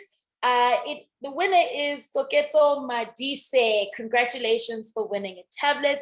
Thank you so much for sharing your experience here at the Career Virtual Day. Thank you so much. And then we have our last final speaker who's going to be closing the event. Thank you so much for having me today. A huge shout out to Deloitte, to GirlCode and iSchool. Thank you so much. Thank you. I just said hello. Thank you so much. It's been really, really exciting. I'm very, very happy. And next person that we have is Bonga Nyembe. He is head of responsible business and public policy. In this context, he's the head of the World Impact team. Thank you so much, Bonga. Thank you very much, and hello to everybody. And you can just give a warm round of applause for the team for the wonderful work that they've done through the day. I guess there are two comments that I want to make, really 2 points that I want to try and make before the end of my talk in the next 10 minutes. The first one is to answer the question, why do I do this? Why do we as a firm do this? And then the second one actually talks to 3 questions that I want to raise with you. I'll raise 3 questions, but I'll really expand on one, which is the last question. The first one, why do we do this? We are arrogant enough, humble enough to know that we can change the world. Arrogant in the context that we believe that our ideas have the potential to make a difference and make an impact that outlasts all of us. But humble enough to know that we need everybody to partner with us in actually making this difference and making sure that over time, there is traction and we see the changes in the world. The conceptualization of world class really says we've seen the dramatic changes that were caused by the first, second, and third industrial revolutions. What can we do to make sure that the impact of the fourth industrial revolution is as pervasive and impacts a lot more people positively and doesn't leave anyone behind? Now we've taken the lead in building our own aspiration to impact positively 50 million lives over the next 10 years, making sure that they don't get left behind, but they are part of the upliftment that comes through the introduction of technology and the fourth industrial revolution in terms of the way we see the world and the way we do things. But we know for sure that this goal, we will not be able to deliver on our own. And therefore, we are collaborating with our partners, building ecosystems that help us drive this thinking and drive the embedding of it in everything we do. So that at the end of the day, lives are changed, and it's not about the glory, but it's about the impact that has been on people living positive lives going forward. And that's where you come in. So part of what today was about is about your careers and the things that you've learned and what the options you have going forward are. And here come my three questions. The first one is the question that I'd like you to, in fact, all of them I'd like you to spend time thinking about, is how do you see the world? The second one is what concerns you or what draws your attention about how you see the world. And then the third one, which is the fundamental one that I'll spend a bit more time on, is then how then do you take all the experiences you've had, all your capabilities, and all your networks to solve for what concerns you or what draws your attention about the way you see the world. Now, why that's important is because when you take what your experiences do, if you respect them and if you embrace them and never undermine any of them, but continue to build, they give you a very unique view of the world because no one else has those experiences but you. And how you leverage those experiences to grow yourself as a person allows you to see the world uniquely in the way that you can contribute and make a difference in any circle that you're a part of. Two, your capabilities. They are important because you also can make a difference to how you invest in the things that make you better. Not trying to be someone like someone else. Vongani just spoke briefly about how you actually need to craft your career, build your passions. It's easier to invest in your capabilities if they are yours and they are things that you are passionate about. So it is important that one, you embrace them, and two, you continue investing in them. Now, if you take the lens of how you see the world, that unique position, it tells you which capabilities are important to you as you take your career forward.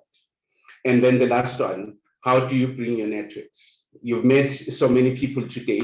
You will continue to meet people as you build your career.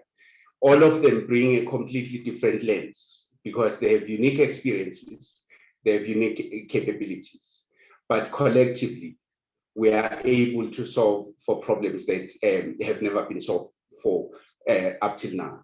And I think that's what we need in terms of the capabilities you bring. You are women. Earlier on today, I can't remember who the speaker was, that you educate a woman, you educate the nation. As you represent this gender on today, International Women's Day, we really look to you for answers. We look to you for solutions around the serious problems that we face as a country. How you see the world and how you respect all the experiences that inform how you see the world, and marry that with your capabilities and find people, not necessarily all like-minded, but people that are committed to solving the problems that you see or concerns that are similar to yours. We can then start to build unique solutions as a country. And as young people, you can start owning the destiny of our country. You can start taking us forward and leapfrogging us into the future that we really aspire to see, where solutions are created by young people for our country, committed to the stability of our future as a nation. We believe in your capability. We believe in what GirlCode is trying to do. We really endorse what iSchool Africa is trying to do. And we believe those are partnerships that are absolutely critical partnering with us as we look to change a lot of lives across Africa. I am really proud to have been a part of this conference today, and really look forward to your contribution, your impact in society over the years. From a Deloitte perspective, this is the future we see, and we believe that you are partners in creating that future and co-creating it with us for the benefit of many. Thank you very much. Hope you have had a wonderful time, and we really, really appreciate you having taken the time to join us and hearing what we have to share jointly with our partners on this Career Day. And happy International Women's Day. Thank you. Thank you so much, Bonga. Thank you so much. And thank you very, very much to all the ladies who've joined us today. My name is Zina Simang. Shout out to Deloitte, GirlCode, and iSchool Africa. It's been honestly an incredible morning. Go out there, shine your light, work hard, build your brand, and choose to challenge yourself and choose to say yes to yourself. From myself and everybody else who's joined me this morning, thank you, goodbye, and lots of love.